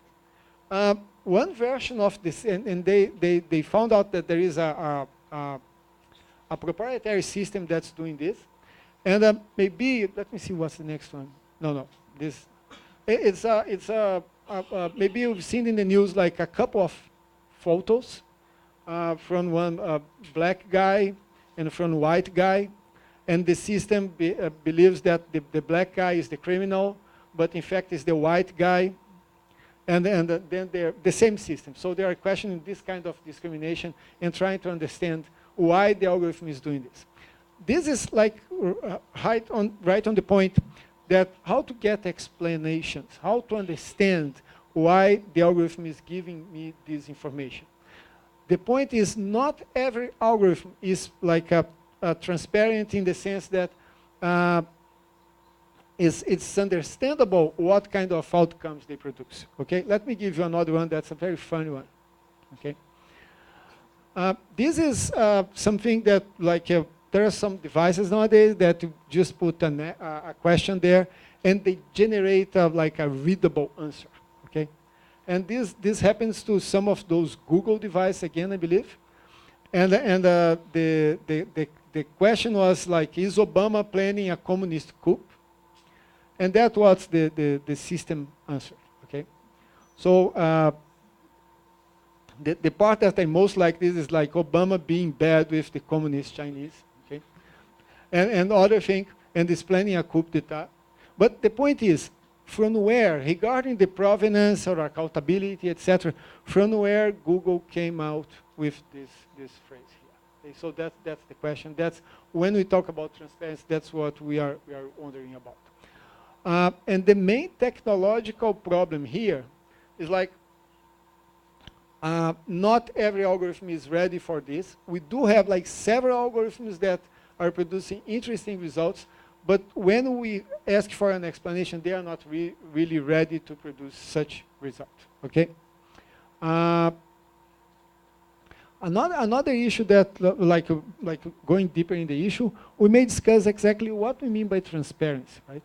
And looking in the literature, we may find that transparency may mean all of these dimensions and all of them together, okay? We're starting from trust in the sense that you want to understand not just like how often, that's the quantitative measure, but also for which cases. So you may say, oh, this platform is good for large cities, but not for small cities, and so on. To what extent we may infer properties? This is the classical causality issue, right? Can we learn its skills to unfamiliar situations or scenarios? This is a classical error, right? So you generate the model for one location and then you try to transfer it to another location or scenario. Is it useful, the kind of information that we are getting, and all kinds of fairness and ethical decision, that's one measure of transparency as well, okay? Again, the point here is like the current techniques, they are in general not transparent. And when they are not transparent, several times doesn't make sense much what they are generating. So some examples of transparency here, someone should be able to reproduce, like compute the model. This is not always feasible, right? So this is the simplest, but not always feasible. You should be able to decompose the model. What's also, it's more complicated than the first one. And this is the holy grail, but this is very hard and is also subjective. Okay? So when we talk about transparency, we still have like initial works towards this. One interesting work in fact, it was presented this week in a data mining conference, is like we trying to understand an algorithm that classifies fake news. We realized that in fact the problem is not like the fake news but that they are spread because of political polarization. So it's not simple when we try to understand and explain how an algorithm works, how to factor out the input effects or the parameter effects, and what are the limitations of the algorithm. Okay, so even picking like a very specific scenario, it's still a challenging thing. Okay, I'm almost done. The other thing is like there is a lot of work in terms of how to interpret the algorithms a posteriori, right? So we've seen an example of like textual explanations for the model. That example of Obama was here, and we can like realize that it's still far from being a good one. This has been a hot topic, like how to create visual metaphors that will is the understanding usage of the models. Okay? So usually visualizations, visualization researchers, they focus a lot on data, but this is like a higher dimension of that we should look for. Then you have like a couple of strategies for generating explanations. The first one is local explanations. Look at the neighbors. That's the classical one. And the second is find an example like which training samples resemble the input. But again, when we look here, we see that we are still in the very beginning of the discussion, and there is a lot of room for improvement here. The first one, the last one, sorry, is accountability. And then we also mentioned that in the principles. And we are facing a moment where there is a lot of people claiming for laws, regulation, and I'll give you an example, in terms of the web also, the fake news and other effects, they are raising a lot of discussion on this, okay? And on the other end, we are seeing a reaction from the providers trying to avoid the noise, trying to avoid the trouble. And this, for instance, is some news about Facebook saying that they use thousands of persons to filter news which should be taken out of the system. Okay, so they are trying to minimize the impact and in some sense the accountability. This is an old one. I tried to find a recent one where the recent development on Trump and Facebook and last year's campaign and billions of dollars. Okay, I tried to find a reliable source, but I could not. When we talk about accountability, so there are several questions which we should somehow discuss, right? So the first one is, as users, what are our rights regarding the data which is collected from us? What are the acceptable uses of data? So this kind of privacy discussion is coming from a long time. And what's new about this? Okay, what's new is not just we are talking about data collection and storage, but also the use of being done about that data, and considering the level of automation and the amount of tasks that are being performed automatically nowadays, maybe it's becoming more important than the original data that's collected from the user, is the use that's being done from the data and how it's being extrapolated and affecting other users. Okay, liability issues. And how can we report on algorithmical abuse? So all of these are interesting questions in terms of accountability. And again, as I mentioned to you, there is quite a regulation effort in the US, in Europe in particular, okay? But regarding Brazil, I believe that would come here soon. So let's talk about like there's a typo there, like it's protection. Let's talk briefly about a regulation that was approved in Europe last year and will become effective next year, okay? And it's like a long and complex regulation, but there are three user rights that raise the attention. The right to access, we talked about it. The right to be forgotten, okay? So if you want to be forgotten from the net, you have the right according to this regulation, and the right to explanation. That's something we also mentioned before. This is interesting because they and for those who are interested, just put this GDPR in a search engine, and you are going to get like full comments on this regulation. But it's making reality several of the concerns I presented first to you. Okay, in the sense that the companies will be liable for any algorithmical results.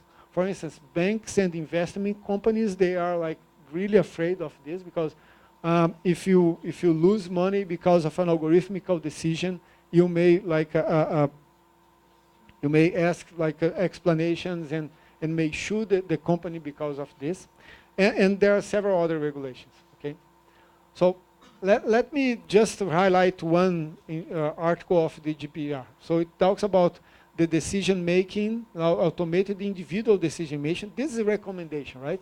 Something that's very like popular that all of us in some sense are using or have used it. And the data subject, we are the data subjects. Okay? We shouldn't like accept a decision based on automated processing that produces legal effects or affect us. So we shouldn't just like accept any algorithmical decision, and this is not applicable in a few cases here.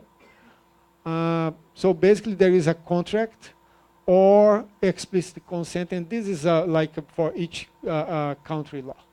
So this is the kind of, I'm not really in law, okay, but this is the kind of article that we may find in GDPR, and will be like effective next year, and will affect a lot the relations between customers and providers of all kinds of automated information. Okay. When we talk about the right to explanation, we like basically is the right for some interpretability and fairness assurance, but this is challenging for several reasons, and I also mentioned to you about some of these. But the important point here is like, and this is the risk, is that regulation is going ahead of the technology, okay? And soon we'll be regulated by something that, or regulated on something we don't understand properly, and by people who understand less than us about the topic, usually, okay? Conclusions. I believe that data science, I still believe that data science is a new opportunity for an effective transition to data-driven decision-making, okay? So as a data miner, like we have been developing algorithms and techniques and platforms for a while, and suddenly we are facing the microwave paradox, that we are producing too complicated artifacts that people don't really understand and don't know how to use, and are not motivated to use. So in some sense, I believe that data science is an answer to that, in the sense that we empower the final user to use those techniques, and like Cesar provided some examples on Data Viva, et cetera, but like making this transition to a data-driven decision-making world, which is far. We still like use a lot of intuition, past experience, et cetera. Algorithms are becoming, the algorithm, this is a no joke, but it's also interesting to recall. Like I entered in the CS department as a student 30 years ago, and from that point, most of the times I used the term algorithm people asked me logarithm. I said, no, algorithm, logarithm. And then for a while, like for 20 years, that was my reality, okay? But recently, everybody knows what an algorithm is, at least in concept, okay?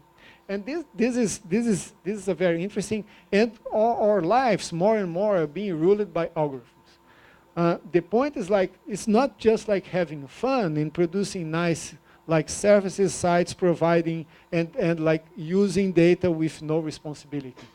Now more and more like the responsibility is coming, okay? Ethics, legal requirements, etc. is a next step and is not an easy one. But like I believe that there are research opportunities in all kinds of levels, and I believe that this is an opportunity, although challenge, right? In terms of actually leveraging on the clear and effective impact on the society as a whole. So I have an optimistic view on this, and then I believe that we should continue, but paying attention to the fact that the more data we have, the more algorithms we use, greater will be the responsibilities. Okay, so thank you very much, and.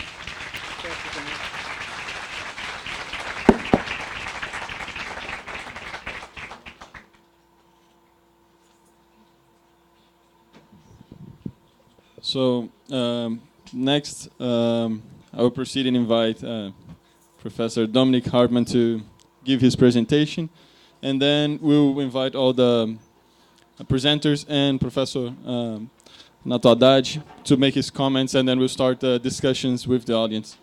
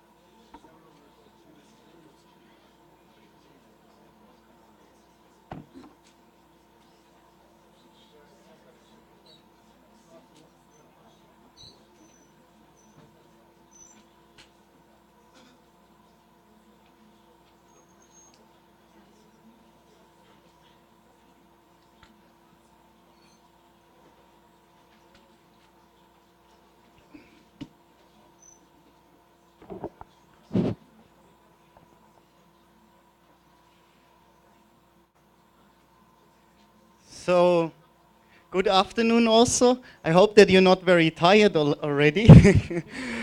But I will kind of close or being the third presenter here. And I'm very happy to be the first time in this very beautiful city. And I'm kind of taking now the social part of the big data analysis, because I'm interested in how the structural transformation, what Cesar was speaking about, what is the impact on income inequality. Now, I'm also very lucky because I'm an economist, but I could work with a lot of people from different disciplines, like from physics and informatics and so on. And I think it's very important for economics to open up, because then we can do much more things than what we have been doing in the last years. So I just start right now. Let me wait.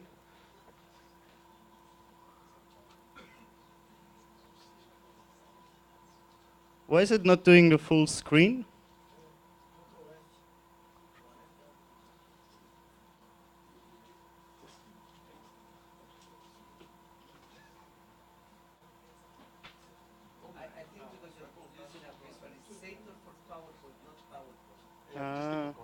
Okay, yeah. So all of you know that we live in a very unequal world, and this picture is quite common in Brazil, where you have very often very poor people living next to very rich people. And you have this all across the developing world, that you see these huge differences between the social classes and in the income levels. But increasingly also in more advanced places, like in the United States, where you have a lot of income inequality as well. Now, there's a lot of factors that explain income inequality. And the problem is a lot of them are very difficult to measure. So what factors in is, for example, human capital, social capital, institutions, technology, or structural change. So there's a lot of different factors who are responsible for income inequality. Maybe one of the most famous contributions is the one from Simon Kuznets. And he argued that during the process of economic development, income inequality would first rise and then fall again. But Simon Kuznets himself, he was very unhappy with his GDP measure, because he said that so it doesn't properly measure social welfare or industrial sophistication. But luckily, Cesar and Ricardo Hausmann also, they were creating very important new methodological advances. And we're getting much deeper into the data on productive structures and structural transformations. And the economic complexity index, for example, considers how many different products you are exporting and how unique these products are. And GDP, in a sense, is only measuring like the aggregated amount, but not what kind of products you are actually doing.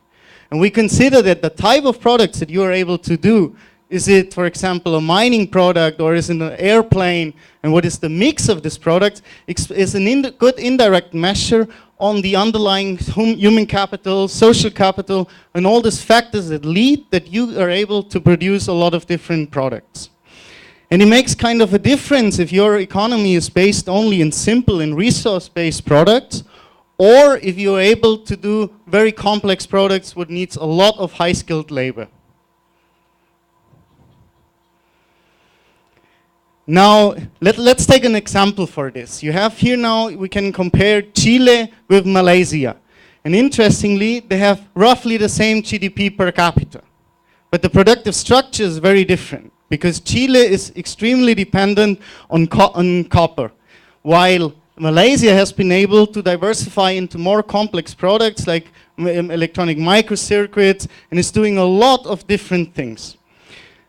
Now, if you take the economic complexity index, there's an indicator that Cesar introduced in 2009, you see this difference, you can measure this difference in the productive capabilities of the countries. Because you see that Malaysia is doing much more different products, and what the economic complexity index considers also is how ubiquitous these products are.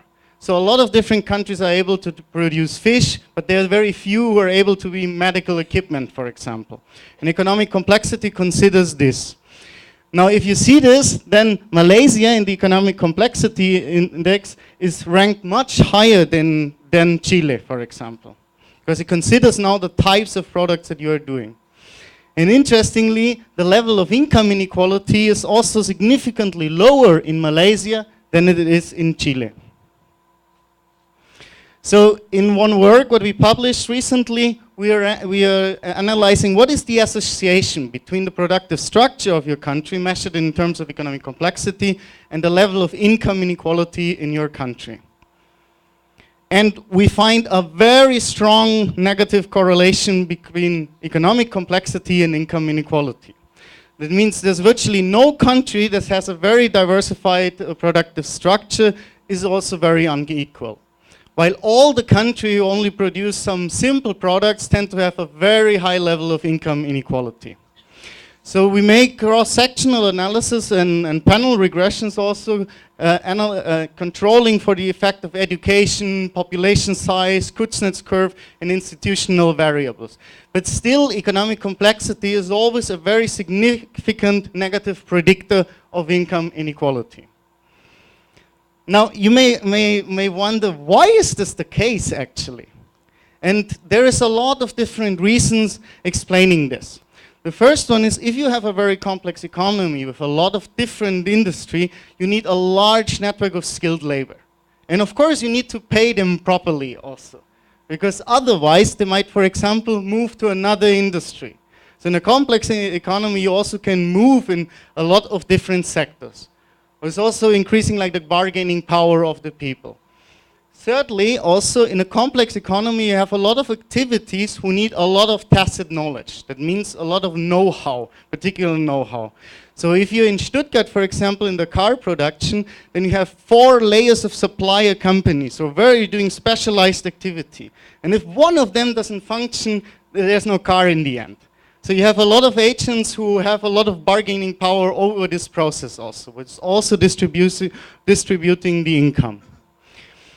Then a third important point coming from development economics also is that if your country is mainly based on some natural resources like crude petroleum or copper or diamonds and so on, there is a tendency for political capture of economic benefits or rent seeking. So you have very often that in this country, it is a smart strategy to become a politician because you might get some of the monopoly power in this economic sector. So you have a lot of the politicians involved in this, in the most important sector. This doesn't happen so much in more complex economies because there it's much more different sectors where you make much more money in the private sector, for example. And last but not least, we were analyzing that there might be different institutions related to particular kind of industries. So it makes a difference if you work in an exploitative sector, in mining for example, or if you work in the software industry. It is tough to force the software programmer to be really creative. But it's easier in this economies of scale industries and with low labor costs to force the people working in activities. So if a complex economy tends to be more equal, can we then relate actually inequality also to particular kind of products? So we made an analysis and looked who are the producers of cocoa beans in the world, for example. Well, this is a pretty simple product. And it's mainly produced by countries in West Africa, like Cote d'Ivoire, Ghana, Nigeria, and so on. And in which kind of condition is this product produced? Well, in very exploitative conditions very often. So you had some years ago was a BBC documentary showing that there were still 100,000 kids works as slaves in the cocoa bean farms. And you still have a lot in this kind of sectors, you have very exploitative work conditions. And of course a huge level of income inequality inside. Now let's look at cars. Who are the countries who are producing cars, for example? These tend to be much more egalitarian places. Like for example in Germany, France, Spain, and so on. And what kind of product is a car? A car is a very complex product where you need a lot of different pieces. You need 10,000 of different detailed pieces to create a car. And of course, an industry like this needs a much larger network of skilled workers. And I'm not speaking here only about some countries who are able to do the assembling of the last car, but being really at the forefront. That you do the new Mercedes, or that you do Tesla and so on, and that's complex. You need a lot of skills to factor into this activity. So I remember that I was sitting with Cesar in a train to New York, I think, and we wanted to know how can we visualize this, for example, this difference. And then we came up that we could simply plot what the Gini coefficient of the country is that produce a certain product. So we have here now on the vertical axis the Gini level, and now we put the main producers of this product. And on the left-hand side, you have the main producers of cocoa beans, and you can see that they have all a very high level of income inequality. While the main producers of cars have a significantly lower level of income inequality. So we make with this an indicator, what we call the product Gini, what is basically we make now for 774 different products over 130 different countries, in this case for over a period of 15 years. And it measures basically the average Gini index of the countries that export this product, and we weight this by the importance that this product has in this country. With this we can generate a ranking of the level of income inequality related to particular kind of products. And you see that simple products like cocoa beans, for example, or jute woven fabrics and so on, tend to be produced in very unequalitarian countries. while more complex things like medical hormones or machines that made machines are mainly produced in more egalitarian places. This is pretty cool because we can overlay this now over the product space and see what is kind of the pattern of inequality in the product space. And what you see here, again, I mean, each of the nodes is one of the products in the standard industrial trade classification, and the links are based on the conditional probability that countries co-export these products.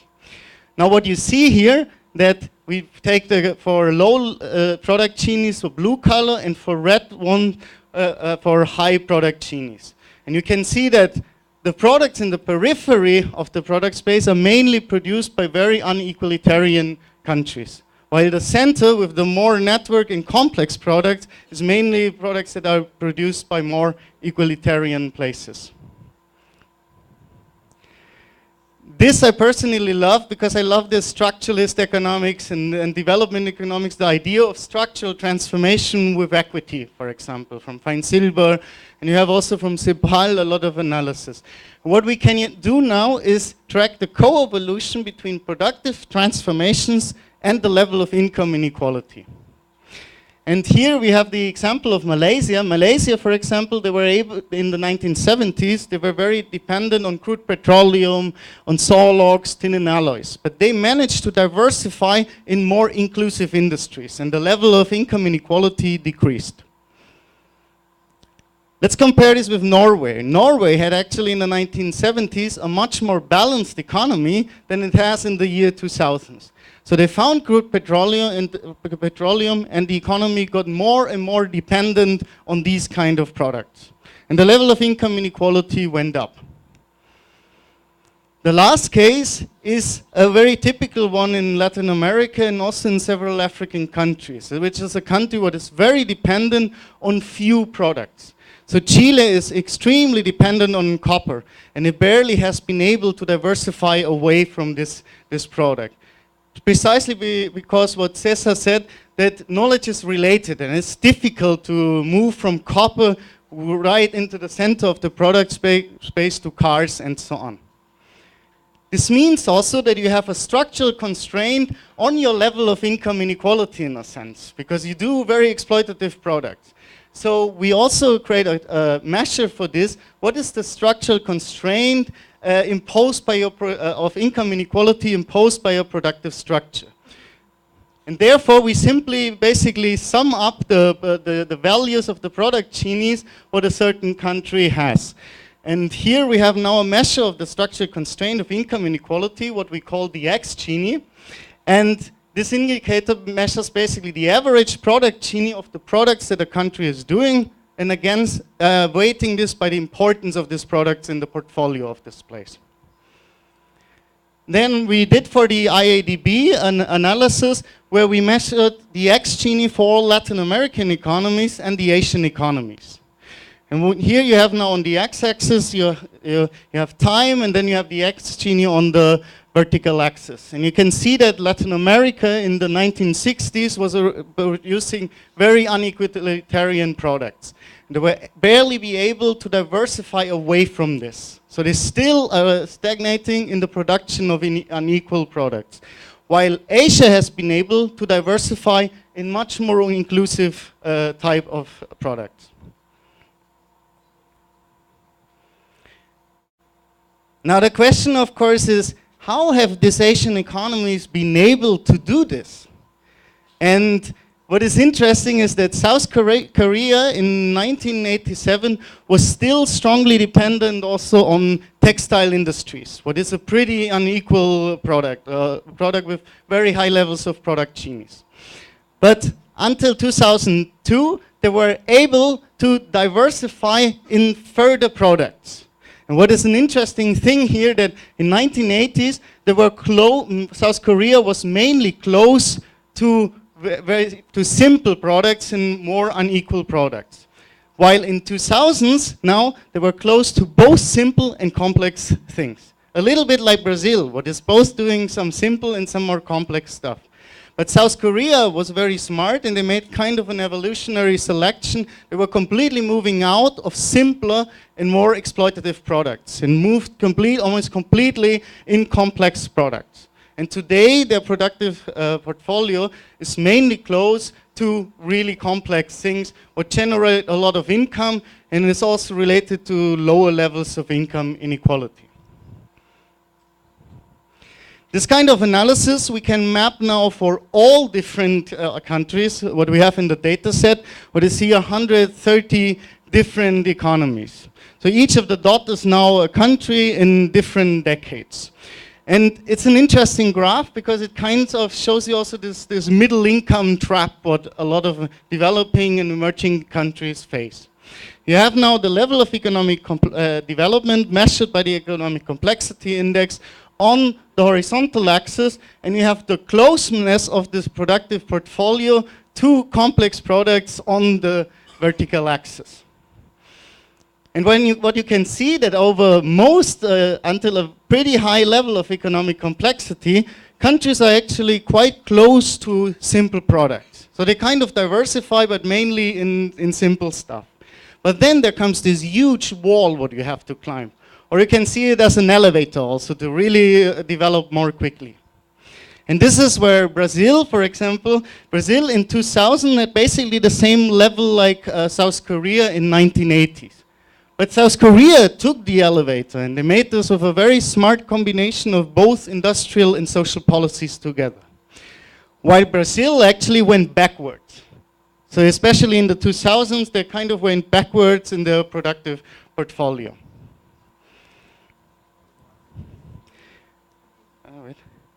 How did they do this? I mean, that's a big question. And one of the points here was the big data and public policy also. We can kind of show these graphs, but now on the political level, how did they do this? Well, kind of in a very Asian shape to finding the golden mean in some sense. So what they did is that South Korea, for example, invested heavily in educational policies in precisely the occupation that you needed for the new industries, for example. And so the industrial incentives and the educational policy was really matched together. And we have very often in Latin America that you have sometimes the left, sometimes the right, that have either redistribution or in favor of the companies. But in the end, in order to produce very complex products, this is not a question of left or right, but it's a challenge for the society, how science, industry, and politics and the civil society is working together in order to create a better society and also a more productive economy. Now, what Asia did, for example, that they were not only inwards looking, but they were promoting at the same time indigenous local innovation as well as looking already abroad. So kind of getting also into all this knowledge what is out there in the world. And it was also that kind of Brazil made some big advances with the corporate state. So the state pushing this industrialization. But this next step, where you really move up the ladder, you need the innovative and the market forces also, in the end, to compete inside and also with the world. And two examples of this in China is that in Deng Xiaoping in the beginning of the 1980s made an important agricultural reform, where he allowed the farmers, they were not the owner of the land, but now they could reap the benefits of their economic activity. The result of this was lifting 300 million people out of poverty. So it was such an incredible fight against poverty, just this agricultural reform. But something similar happened also in the leading centers of China. So the state allowed, for example, scientists from the Chinese Academy of Sciences to use the infrastructure of the university, but to make spin-off companies out of this. So one example where Chinese scientists, they were developing a word processor or word program for the local market, because it did not exist. So they really were addressing a local need. But then once they were successful with this, they immediately went to the stock market in Hong Kong, and with this money, they started buying up in technology and IBM at the end. And now it's Lenovo. So now it has become a really huge company. So it's kind of this combination of, you need a state creating like the swimming pool that you can swim properly. And of course you need, for example, macroeconomic policy what is stable. But in the end you need also this innovative and the market forces to really move up the ladder.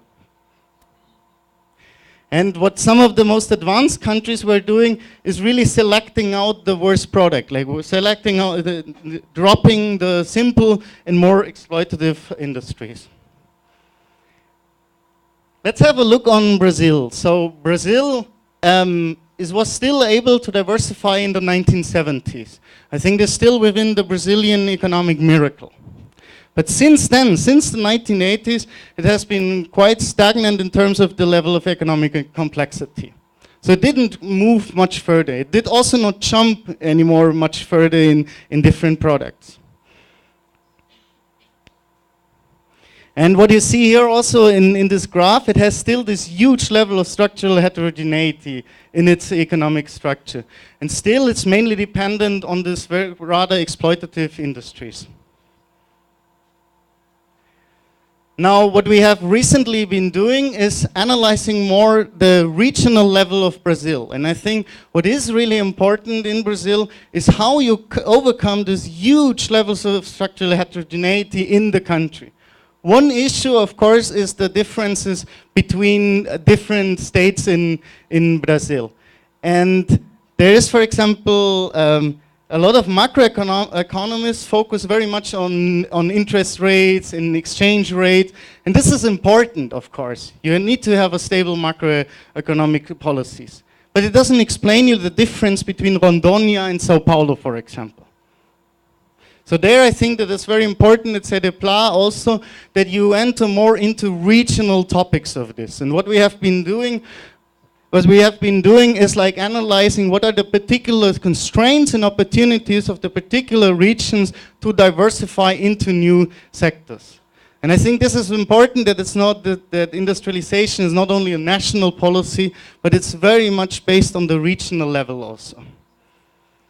Then what also we have been doing is like kind of what is the mobility between different kind of occupations. And what is the industries that share the people. And there what we find is a very high level of structural heterogeneity between the different occupations and social classes. So here, for example, the color of the notes is the extent to which the people can read and write, for example. But it looks very similar to wages. And you see that the education and health sector is very far away from the productive sectors.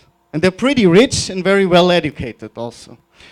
Then you have like this cluster of productive activities, and then surrounding you have a lot of poor people also still working in agriculture and construction sectors and occupations. So I think of course, it's a very difficult task, but for Brazil, the most difficult and important task is to overcome really this high levels of structural heterogeneity. This is, of course, an extremely complex task, and it is important that this is a task that not governments alone are able to do.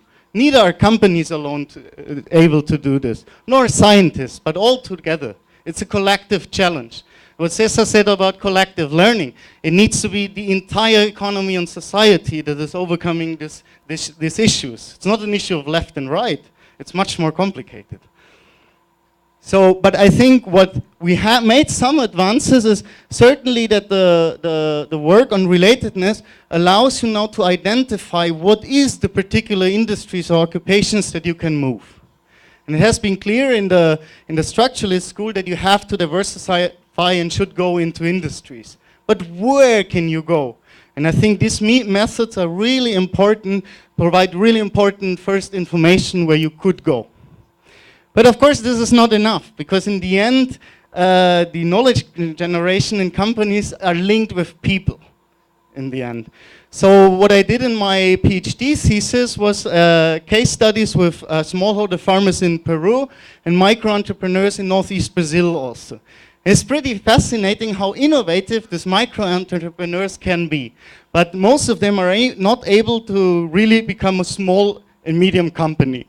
And I think that in Brazil, they need much more support that they can do the self-discovery processes and really creating small and medium companies. Then a last point, what I think is very important, what the relatedness studies teach us also is that if you're in a corner of this product space and do very little things, you're basically doomed. It's very difficult to move out of this. And I think this is a situation where the local knowledge creation alone is not enough. But you need to, of course, link with external knowledge as well. And in the PhD thesis of my wife was an interesting example from Campina Grande in Paraíba. And there was, for example, a professor from the university there in informatics who went to Canada and came then back with a professor from there. And then together with the students from the university, they made a lot of startup companies and databases and so on. They were very successful, and now you have in Campina Grande, João Pessoa, Recife, and even in Patos, in the interior of Sertão, have very good informatics students who make companies. The problem of this is so that there's a huge lack of absorptive capacity. So in the end, most of these companies, their clients are in southern Brazil or even abroad. But the local companies were not able they did not know what to do with this new knowledge. And I think this is also where you need some complementary policies by the state that promotes these absorptive capacities as well. So I'm coming to the conclusion. What is the conclusion of this? It's basically that the development pioneers were right. So the productive structure, yes, constrains the level of economic development and income inequality in a country. However, this new method is a huge step forward because you can kind of get a fingerprint of what the countries are doing, and you can also predict much better where you could go. So I think this is methodologically really kind of a revolution. Then the last point what I wanted to do, it's really important to complement the social and the industrial policies. It's not enough redistributing money. It's also not enough pushing industries. What you need is to find how you can link both of them.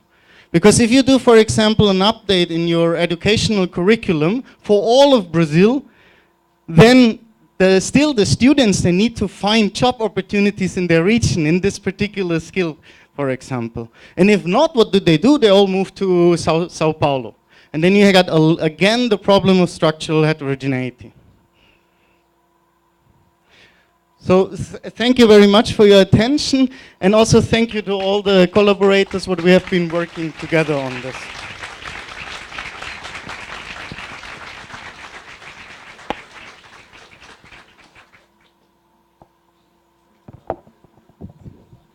So now I would like to invite all the presenters to come join us here in front, and also Renato Haddad to make the initial comments.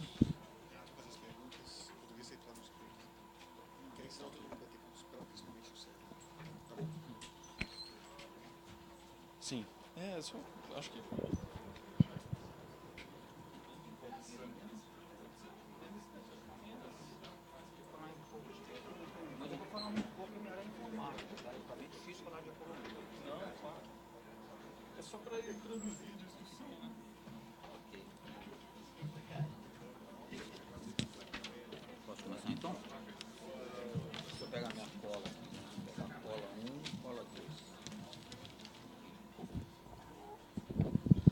Boa tarde.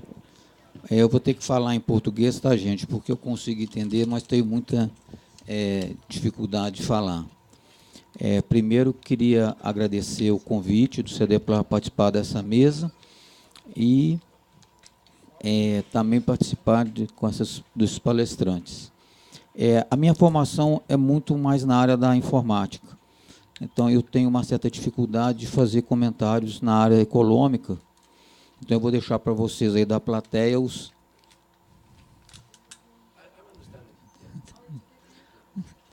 Eu vou deixar para a plateia esses comentários mais da área da economia.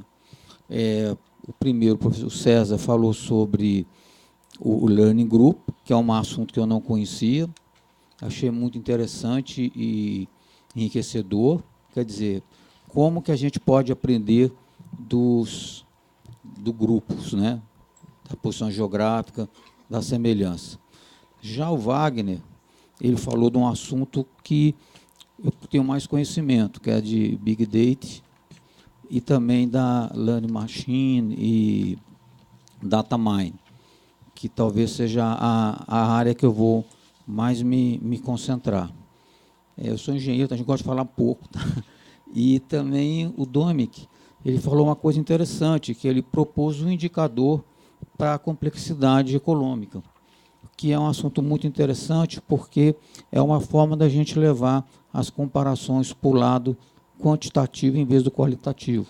Fica mais fácil fazer uma comparação. Bom, então eu gostaria de começar o questionamento, tá, gente? Você tem que comentar, por favor? Tá, então, a primeira... Deixa eu achar aqui a minha cola, né, gente? Que a gente faz tudo aqui, sai anotando tudo. A minha curiosidade é qual o papel do Big Data no Group Learning? Quais as dificuldades e quais são os recursos necessários se a gente quisesse implementar essa metodologia? Quais são os recursos computacionais, recursos de dados, organização e de pessoas, se for necessário implementar essa metodologia?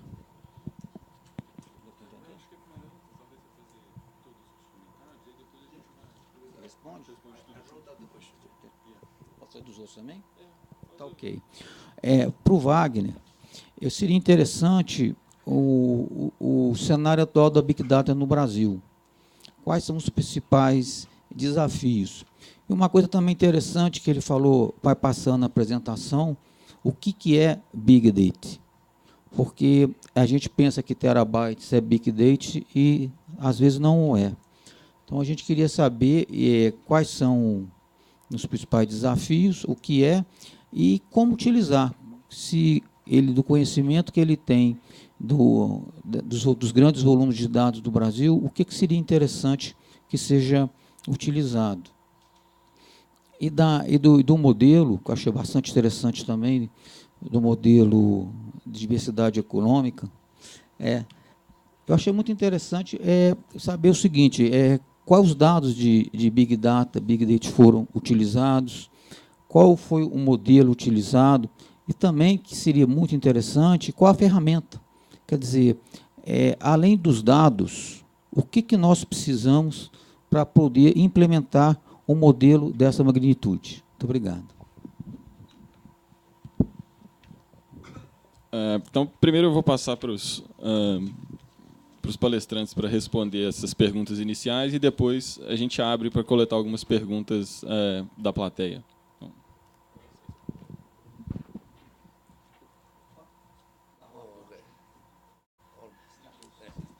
Obrigado. I'll answer in English, but the question was, about the connection between big data and collective learning, and how can big data tools help promote collective learning. So in my group, we develop tools at 3 different scales. We develop tools at the level of teams, at the level of organizations, and at the level of countries. So at the level of teams, and organizations, we have been developing tools with 2 purposes. One set of tools are geared towards what I call quick organizational mapping. Okay?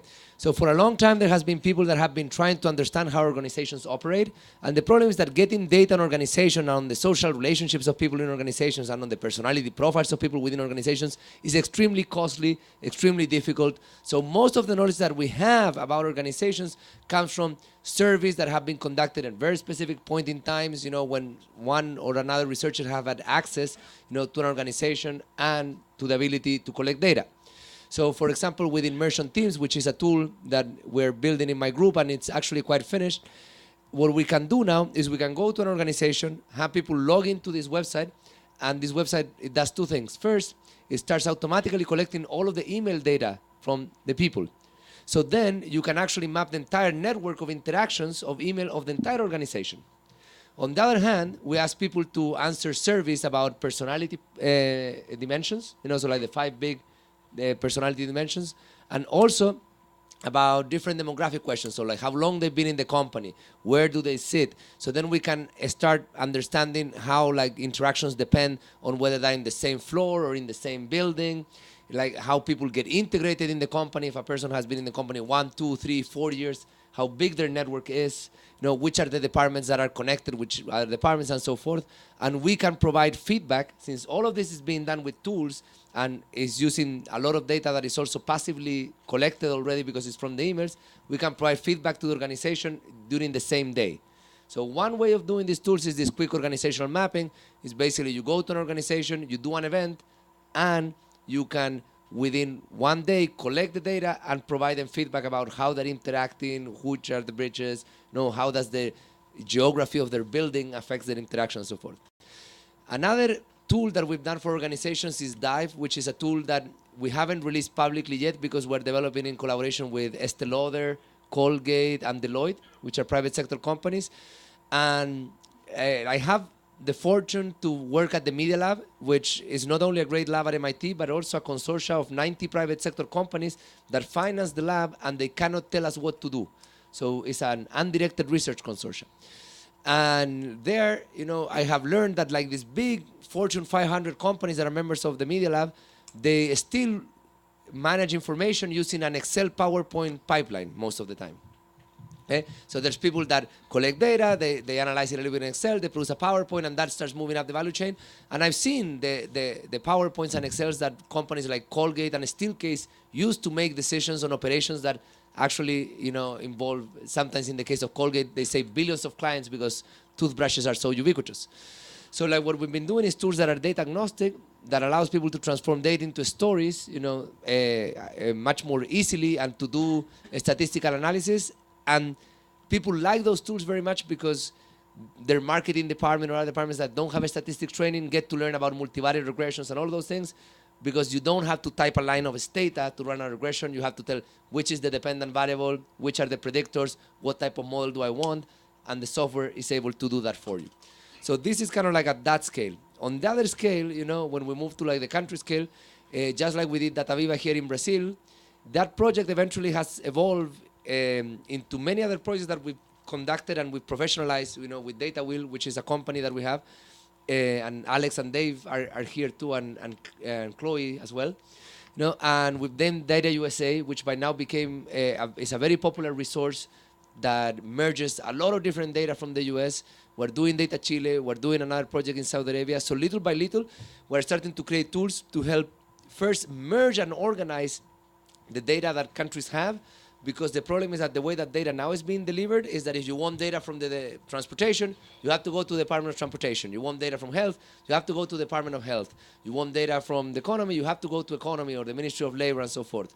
So something as simple as trying to make a correlation between how long people drive and how fat they get, controlling for income, becomes, months of work, because just simply merging the data. So at that moment, what we're doing is creating the tools that help organize and merge this data. But now we're doing it in such a way that building tools that will allow you to analyze the data in the platform without having to download it and put it on a state or SPSS or R or whatever you're using would not be needed, because the analytical capabilities we're going to bring into the platform. So those are the two ways in which we're doing tools. I don't think the data in itself, helps you do the learning. But once you figure out that there are multiple data streams that if you join, you can provide insight and you create tools to automate that insight, then you can make progress.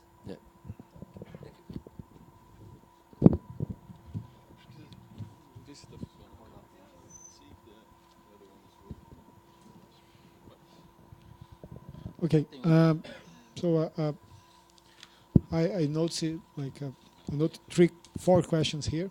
Okay, the first one is just to reinforce the concept. What I believe it's big data. Okay, so I believe that it was a hype initially for technological reasons, but I believe the most important thing regarding big data is the awareness of the overall society about the potential of data. So I believe that's the good thing about big data. The other is a lot of hype and a lot of folklore, etc. The second is what's the current scenario in Brazil in terms of big data? In terms of technology, so we have like all the worldwide providers, IBM, Microsoft, etc. So in terms of technology, it's pretty much the same that we have all around the world. What may be a bit different is a lack of a quantitative culture. So people still they don't believe much in the value that data may provide, and then we are always like tied to those classical and like illustrative examples of use of data. Okay, so I believe that like we should start talking about actually using data here in the university for our students. And the other thing that's very important is like we should change the view that big data is a techie thing. Shouldn't be a techie thing. Okay, techies are supposed to provide the platforms, but not being the users of such platforms. How to make big data and deep learning, machine learning practical? I believe there are a couple of three classical issues here, right? The first one is having good data, having actual data. One like statement that like Eduardo also always says is the following. For instance, in the public sector, most of the databases we have are record databases. They are not like a decision databases. They don't contain strategic information that would support decisions. They are just like transaction records, and often they do not contain good information or a lot of noise or a lot of missing data, etc. I always tell there is a funny and sad story I saw about the largest database we should, like, I believe it's the largest database we have in Brazil. That's the health database, the public health database. And one example of how bad this database is once I faced one record where the name of the mother was Ask Silvana, okay? And then this gives us the level of noise that we are using here and the amount that we have worked towards improving our data sets. This is the first problem. The second problem is like we should, in some sense, create incentives, or in some sense, the directors, the managers, the leaders, they should actually think about on how to extract value from like a big data, etc. technologies. Okay, and usually they don't know what to ask. They don't know what they want to know from that data in a general sense, and they don't know how to structure a good question. And the third one is like we miss a working force to deal with the data. We miss working force to deal with quantitative data. So math is a problem. Okay, basic math is a problem, and it's not unusual that we have people that don't know how to read a graph. Okay, and this is a big issue, like in terms of Brazil, and finally, in terms of challenges and user challenges. Technology, I don't see technology as a problem. And I tried to put this in my presentation, both because like hardware is cheap, so the cost of the hardware is not it used to be a large cost, it's not anymore. Software there are plenty of software available. As I mentioned to you, there are some like several libraries that are freely available that they produce like quite reasonable results. And for instance, the prototype I showed you is one example. It's like 95% comes from free software. Okay, we are just integrating it because most of the techniques, most of the methods are already like we have 3, 4, 5 different implementations in different languages for different formats. Okay, so technology I don't see as a problem. I believe that recognizing the value of data is still a problem. So basically people say, oh, data, deep learning or big data, whatever, is a very important thing. But they don't really understand what they're saying. Okay, They don't really know what they're saying, and they don't know how to make that. I would make not a naive comparison. It's like about 100 years ago, where we had the first cars, and probably people said, "Hey, this is nice. This is a car." Where I don't know how to drive and I don't know how to use it. Or there is an even more interesting example that when discussing about social networks and the use of social networks, etc., I'm trying to remember who said that, but I heard that a guy that mentioned that probably about 100 years ago, when they were installing the first telephones, someone asked, so when the phone rings, I have to answer it. So we are facing basically the same thing nowadays. So we have a lot of innovation, we have a lot of resources. Technologies such as cloud computing, etc., make much cheaper and closer to have access to these technologies, but we don't know how to use them. Okay? Just to give you a final comment, a significant number of the big data, data mining, data science, whatever projects are still using spreadsheets. Okay? So we do have like much better technology these days, but people are not even aware of them, and they don't know how to use them. Okay? So I believe that our major gap is in terms of know-how, is in terms of personnel, and is in terms of background. These are the main challenges. Okay.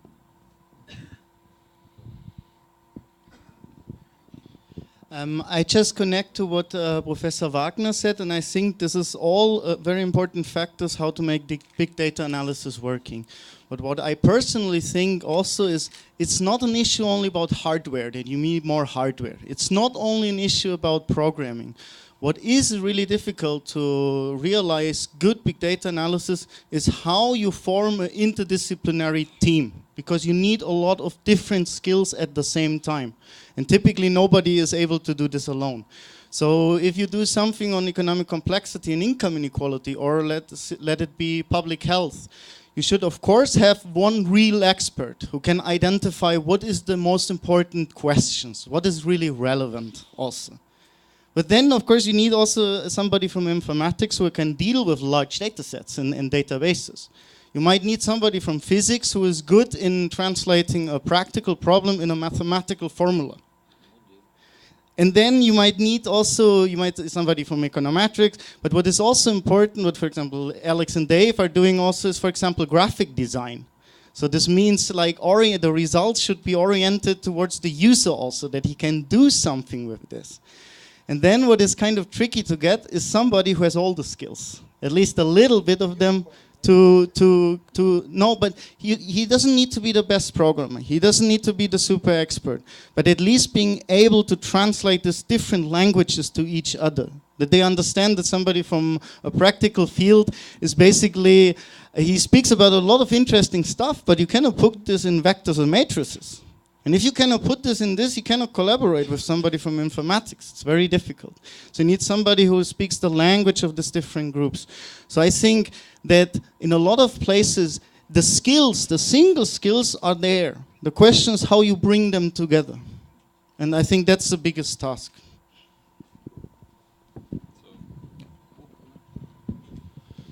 So now we can open for questions from the public.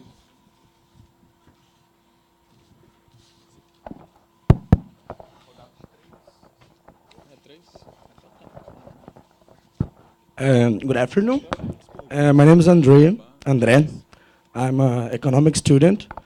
And first, since I can see well and I heard from other colleagues, I would like to ask if you could share that slides on the internet to us, because we have a lot of images and sources. And the first question, two short ones, is for all the table. And I would like to Wagner start first, since he's not the non-economist on the table. What is your perspective and understanding of economics development? What is economics development? And the second question is to, Cesar. I agree and disagree a lot with what you said, because I would like to illustrate with 3 examples. Venezuela, Cuba, and No, not Iraq. I forgot another one. But I mean, you talked about the relations of exchange, international exchange. And according to Global News, United States the biggest buyer of Venezuela oil. But they have like sworn enemies, at least from the inside, from Venezuela's perspective. And so, and you have North Korea, that they, beyond the international pressure, they have a nuclear program running. So I would like to say, if you have in your model the diplomacy perspective to calculate the probability of development of new technology, new sectors, etc. Thank you. Só um comentário, se alguém quiser fazer alguma pergunta em português, sim, não há problema, né?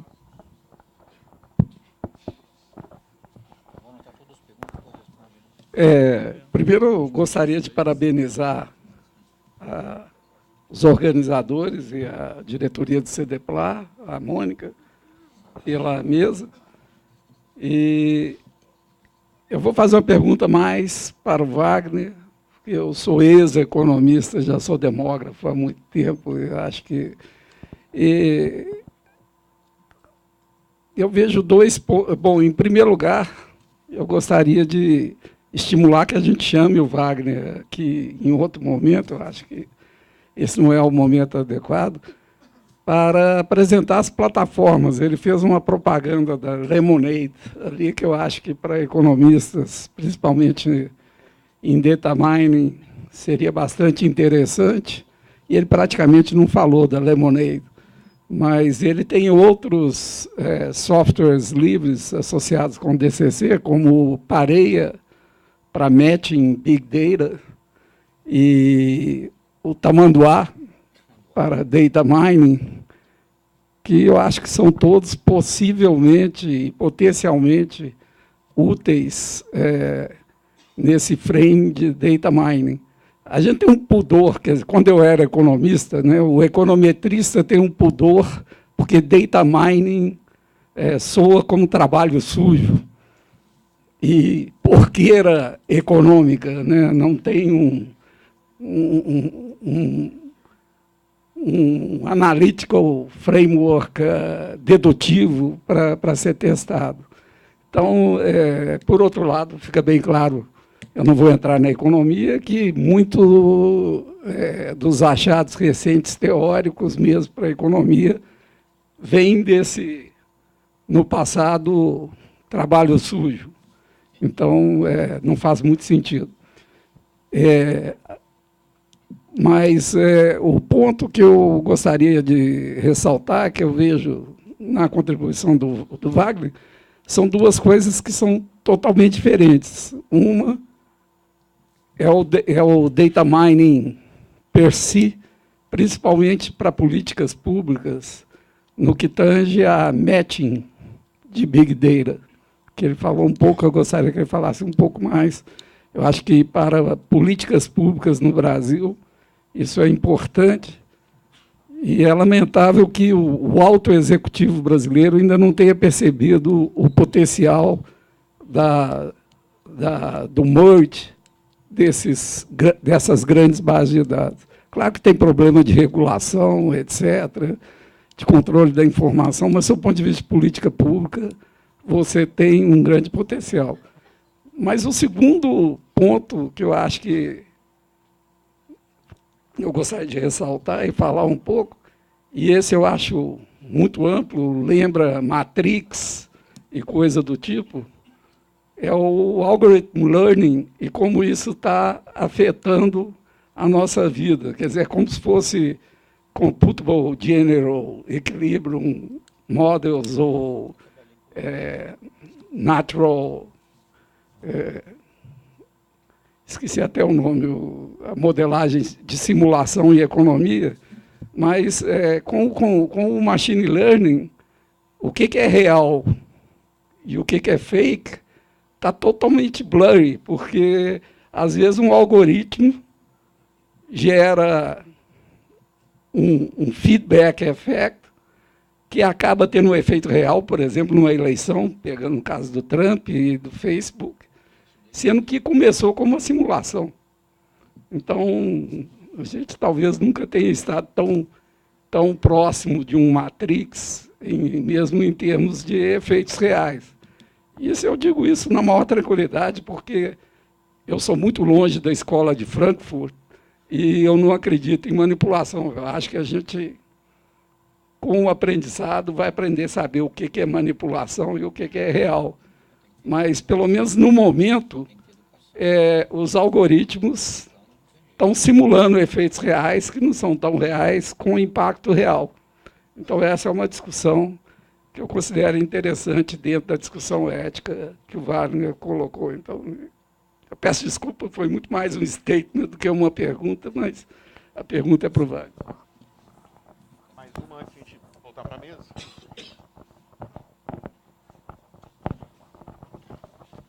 Vou te dar os mesmos 5 minutos. Obrigado. Meu nome é Giovanni, eu faço economia aqui também. Minha pergunta para o César.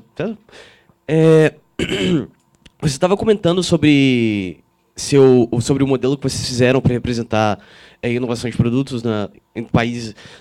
Você comentou que vocês estavam fazendo modelos principalmente baseados em... Vocês estavam testando os modelos, pegando a estrutura econômica, de complexidade econômica de um país e tentando otimizar o melhor caminho para poder descobrir todas as tecnologias, aprender a fazer todos os produtos naquela rede. Queria saber, primeira coisa, como vocês fazem esses modelos? Isso é uma coisa que eu sempre tenho curiosidade de perguntar, eu tenho algum interesse nessa área, saber mais ou menos que tipo de técnica vocês usam para fazer isso? É realmente uma pilha de álgebra linear, igual aquele quadrinho que eu esqueci? E a outra é mais específica. No modelo que vocês fizeram, basicamente vocês tentam otimizar o caminho pelo qual o caminho mais rápido pelo qual você pode chegar em toda a rede. Seria possível montar alguma espécie de modelo no qual as probabilidades de você alcançar um outro nodo variam conforme o número de passos, de tal forma que, por exemplo, se uma economia fazia muitas inovações auxiliares e dá uma volta em torno da inovação que realmente tem capacidade, torna-se praticamente impossível, probabilisticamente impossível ela chegar na inovação principal. Ela fica travada para fora daquela indústria, por exemplo. Obrigada.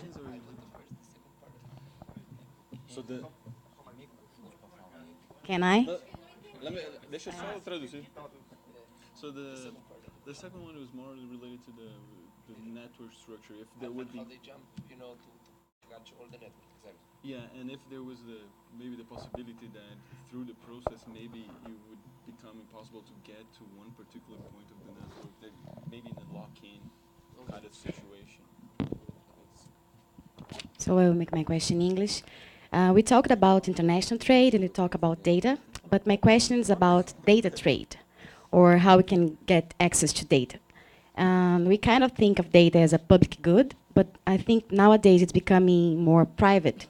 People are making money creating data. Companies are making money.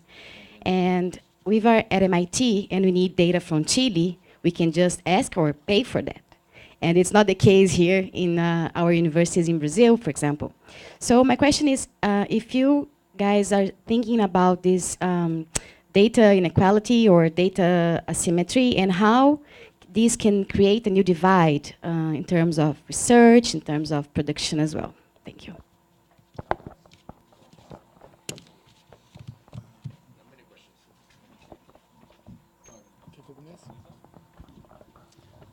Okay.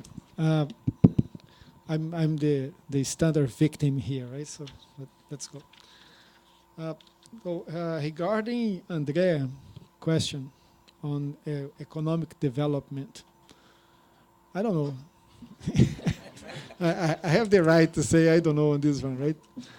I believe that it should be a mix of both economical wealthy and social development. And maybe in the case of Brazil, I believe that like stability it would be a nice criterion, okay? Since we are like in a roller coaster country again, okay? But again, I believe that like this for all the young in the room, we've been worse. Okay.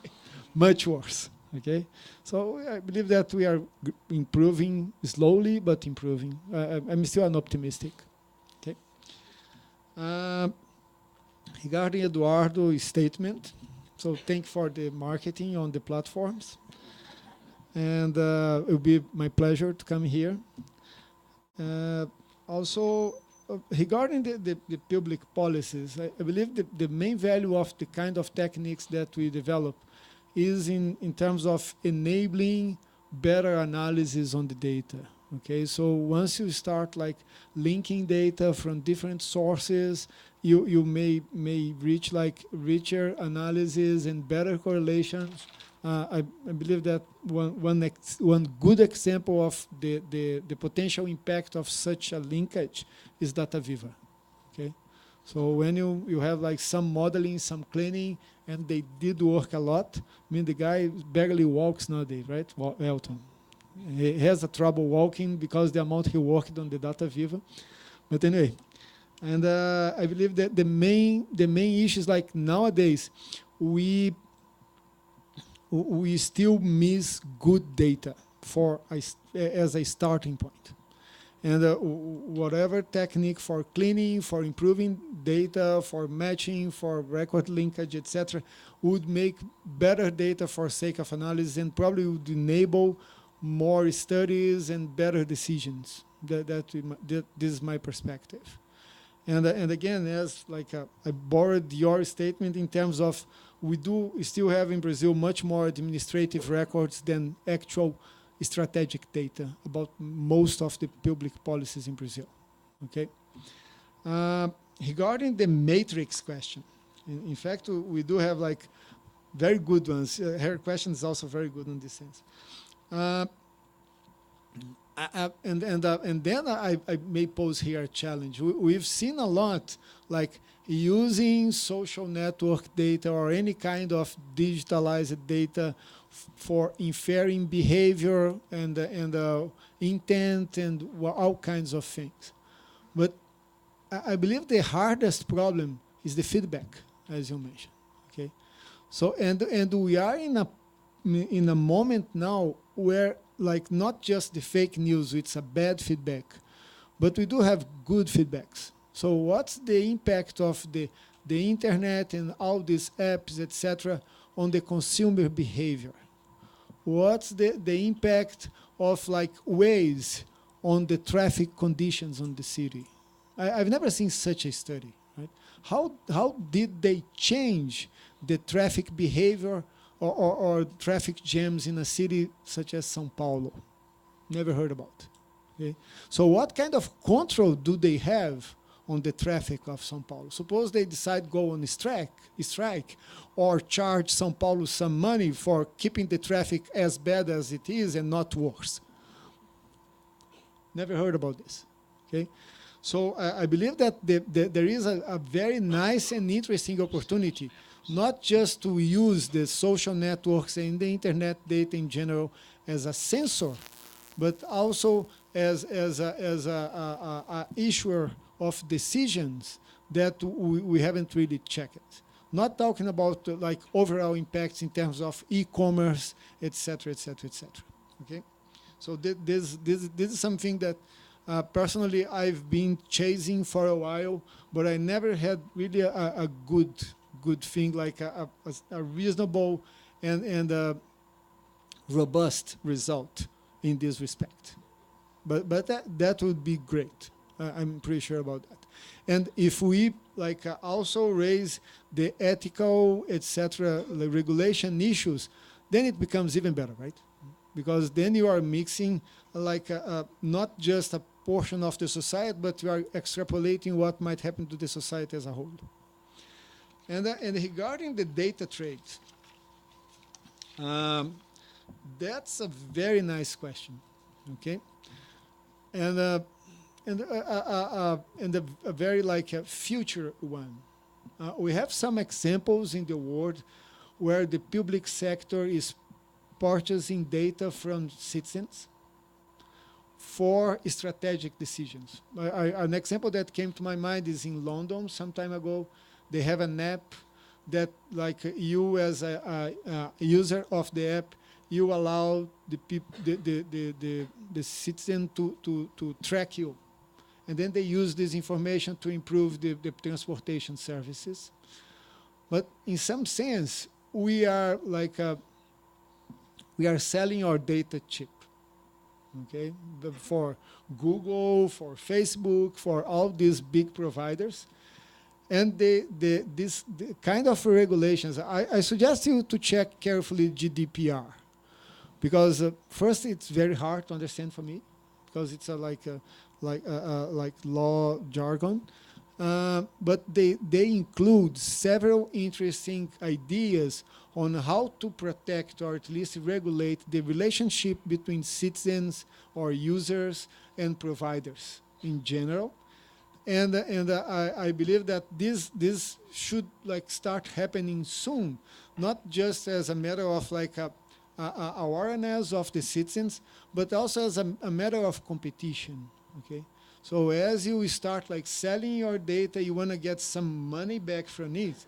Then like we soon have a competition among providers for like delivering something to you and paying more, etc. And that will be a healthy competition.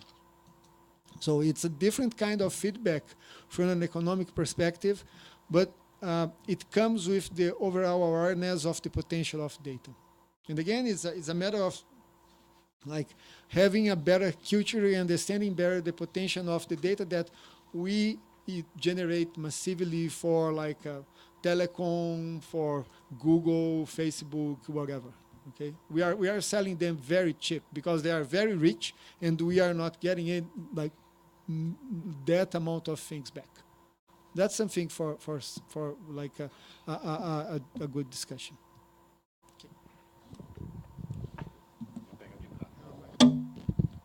Okay, thank you. So, just one more. Okay, so there's a lot of questions, you know, but I did note so I can go a little bit quicker through each one of them. So, first question: what is economic development? Socially accumulated knowledge. So I'm going to give you two examples, okay? Imagine, you know, I offer you like an amazing deal to buy Google at $1 billion. You know how much is the market cap of Google right now? Yeah, dude, you are like way off, like 600 billion. You know, so like, yeah, exactly. So like, imagine I offer you like to buy Google at $1 billion, you know, and I say, I have the deal ready for you. You know, it's something that is worth on the market more than 600 billion right now, around that order of magnitude. But I said there's only one catch. You know, the moment, you know, that you sign the deal and you own 100% of all shares of Google, everybody that works in Google is going to quit and is going to start another company called Fugle. Will you still buy Google at $1 billion? Will you still invest that $1 billion, you know, on Google? No, all of the people that work. All the people that work in Google. Yeah. Yeah.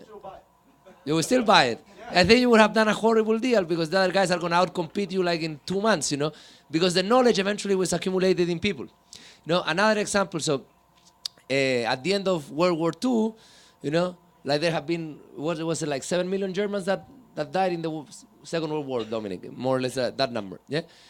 But you know, the ones that died were the soldiers, but there was a lot of people that were still left that were the ones that worked on the industrial sector and fabricating things.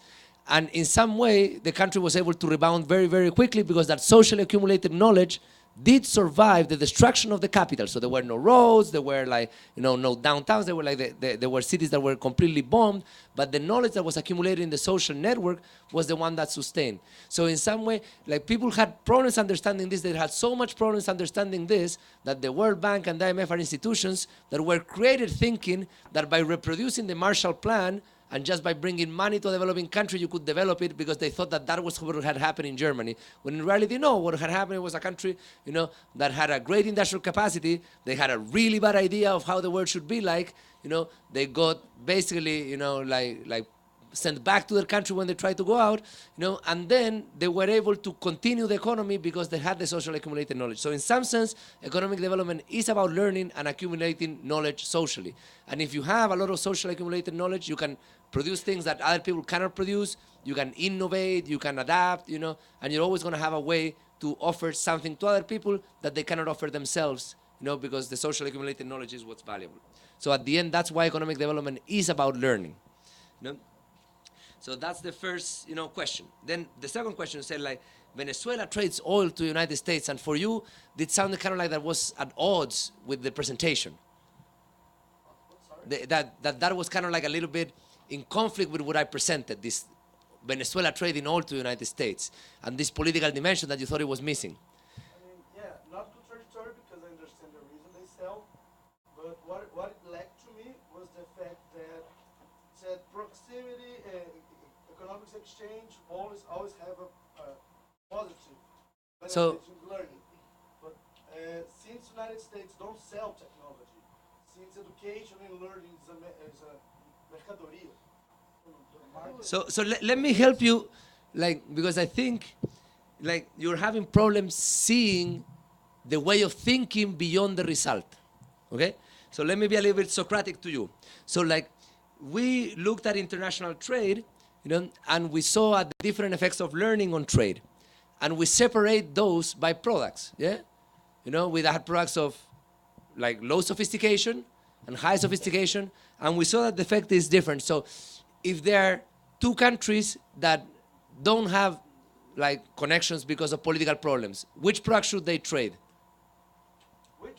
Yeah, the sophisticated or the unsophisticated ones? The low ones, when you export a low technology, you don't export the technology with it. Exactly. So basically what I'm showing you is that in some way the fact that Venezuela exports oils to the US and doesn't export motorcycles to the US is in perfect agreement with what we're talking about, because this product that doesn't require the learning and the social connection is the one that can get traded, Did you study Balek industry on that scheme? Balek? Balek. War Yeah. industry. Okay, yeah. So they do have in international trade, there is some data on, but it's mostly planes and carriers, those things, yeah.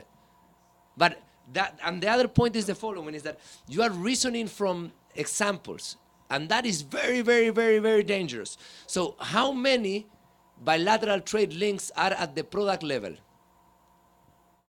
Because you're trying to come up with a conclusion by looking at single examples, or either it's the arms industry or it is Venezuela exporting oil to the US. But if I say a country exporting a product to a destination, how many data points is that? Take a guess. I have no idea. So there's Google value. but how many countries are there in the UN? 21, 25? No, dude, that's the European Union maybe, but that's 12, sorry. in the beginning. But 165. so there's 195 countries in the UN, okay? So let's say that there's 100 countries that are large enough, okay, to make the calculation easy. 100 by 100, what is that? How much by when? 100 by 100, how many pairs are those? The numbers, yes, 100 by 100. 10,000, yeah, exactly, 100 by 100 is 10,000. So if you don't count products, 100 by 100 is 10,000, and if you count products, it's 100 by 100, so it's 10,000 pairs times 1,000 products, okay? So that's 10 million, okay? So in some sense, what I'm showing you there is a statistics over these 10 million cases, and the effects that you're going to observe are on the statistics of the 10 million cases, and trying to come up with conclusions by looking at single cases is extremely dangerous, because you can always cherry pick a conclusion that is opposite to a statistical trend in any correlation that is not of an R-square of 100%. Okay? So you're always going to, if the correlation is positive and it's 80% R-square, which is super high, I can always pick up two guys that are going in the opposite direction. So that's why you don't want to think based on little examples, You want to do the statistics, and I think that's an important part of your education here, that probably they're teaching you econometrics and statistics and all of these methods so that you can actually try to see beyond, the examples and the anecdotes. The plural of anecdote is not data, So that's for the two questions. Then there was the data symmetry question, which I thought it was interesting too, and the one of how do you make the models. The way that we make the models, to be honest, I always find that the easiest way to get started is you want to get started with math and you want to have like a simple version that you can do as some sort of little drawing or little math, because usually the more complicated version that you're going to simulate later, whether it is on Python or whatever you're using to simulate, has to have some sort of take-home message that you want to be able to capture with that very stylized model. So for instance, when we do this simulation model for how countries are jumping in the product space and you minimize the total diffusion time, at the end, the moral of the story is the same that we found on the wheel network. And that's, when you get something that is a little bit more generalizable, that you understood something, because there is that simple moral of the story. If you would have done only that simulation, and found something that minimized, coming out with what is the principle that is satisfying can be difficult if you didn't go the other way around, from the simple to the complex. And for the data symmetry, I thought it was an interesting question because it also speaks about the way and the stereotypes that people might have of like a place like MIT. Because they're like, a place like MIT, you have money to buy the data, or you write an email and they'll give it to you. I can give you an MIT email. Let's see if like you get super successful at getting data for me. I have a lot of students that do have the MIT email, and trust me, no, it's just they just got an email. So in some way, I thought it was interesting because the problem is exactly the opposite, Like we in my group get to have access to a lot of data sets that other groups don't have early, not because we have money or because we send emails and we get the data. You know why? Because we make the data sets. So we're more data creators and distributors. And since we're data creators and distributors, as being data sources, we have access to the data early on. But a lot of these data are actually compiled from other data sets. So for instance, the Pantheon data set summarized the biographies of globally famous people that have presence in multiple languages in the Wikipedia. Anybody can download the Wikipedia dump. They fit on a laptop, they're like, I think like less than a tera if you get all of the dumps, for all languages. And eventually you could write, a NLP program on Python to go through all of them and identify the biography and all the thing and create that structured data set. Of course, it took us years to do it. And because it took us years to do it, we understand the data set much better. We have early access to it. And I'm not going to release it until I publish something with it, So I'm not stupid. But at the end, we're making actually data more accessible, because we're distributor of data. A street score, we did computer vision to, first we did a crowdsourcing to collect data on how people perceive streetscapes. So we grabbed Google Street View images, we put them side by side, we had people compare them. That gave us training data. Then with that training data, we developed a computer vision algorithm to score many more images. Now we develop another computer vision algorithm to detect changes in the streetscape. And all of those data sets we made available as we published the papers. So we're making those data very available. Now Data USA, that's a professionally created product by DataWheel, but merges data from the American Community Survey of the US, the Bureau of Economic Analysis, IPEDS, which is the data on education, the University of Wisconsin Health Records, Dartmouth Health Atlas, a lot of different data sources that were already available, but we facilitate that distribution. So in some way, I would say on the academic side, what I do see is that in a lot of the big universities, there is important effort on generating data, because sometimes when you have a good question that it's not yet well answered, or you want to provide at least a better answer than the one that is out there, the advantage to do that, is to be the one that generates the new data set that allows you to explore that question better. So I don't think it's so much about getting, the data or buying the data, It's about, being able to generate the data. Now, the other thing is when you generate the tools, you then now become attractive to the people that has data and want to use your tools or want to, So in that context, it's not because you're coming from MIT, it's because I want that tool, but with my data, and that is what gives you, the advantage. So it comes, it's a little bit more difficult. And now when it comes to the personal value of data, which was something that was discussed before, how much is your data worth? How much is your Facebook profile worth?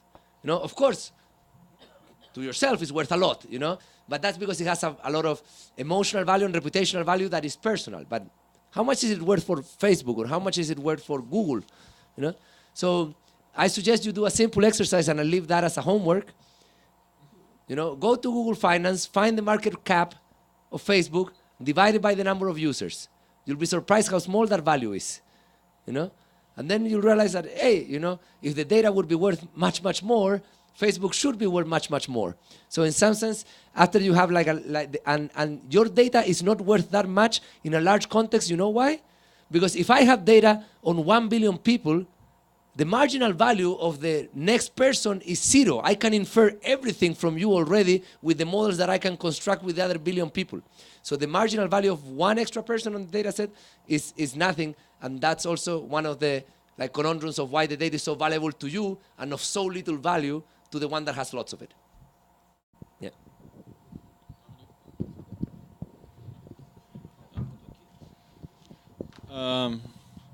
So I think it's about time we finish this first section. Cedeplar International Seminars. I'd like to thank everyone for participating. I would like to thank also Mônica and the other organizers, and also, of course, the participants that gave us these interesting talks today, and for the patience for us answering the questions. So, thank you. Thank you, guys.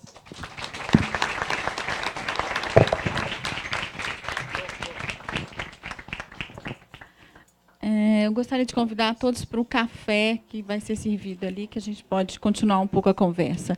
E agradecer a presença de todos e dizer que o nosso Seminário Internacional continua dia 28. A programação está no site. Obrigada a todos. Um abraço.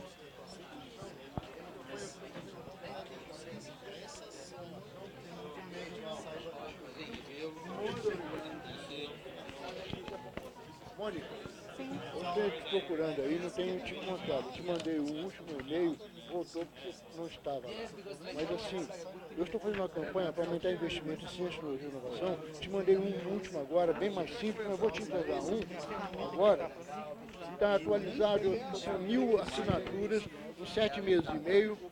E aqui está o motivo principal é que em ciência, o tema encontrou 44% da nossa verba, quer dizer, universidades, instituto de pesquisa, hospitais, indústrias estão na miséria.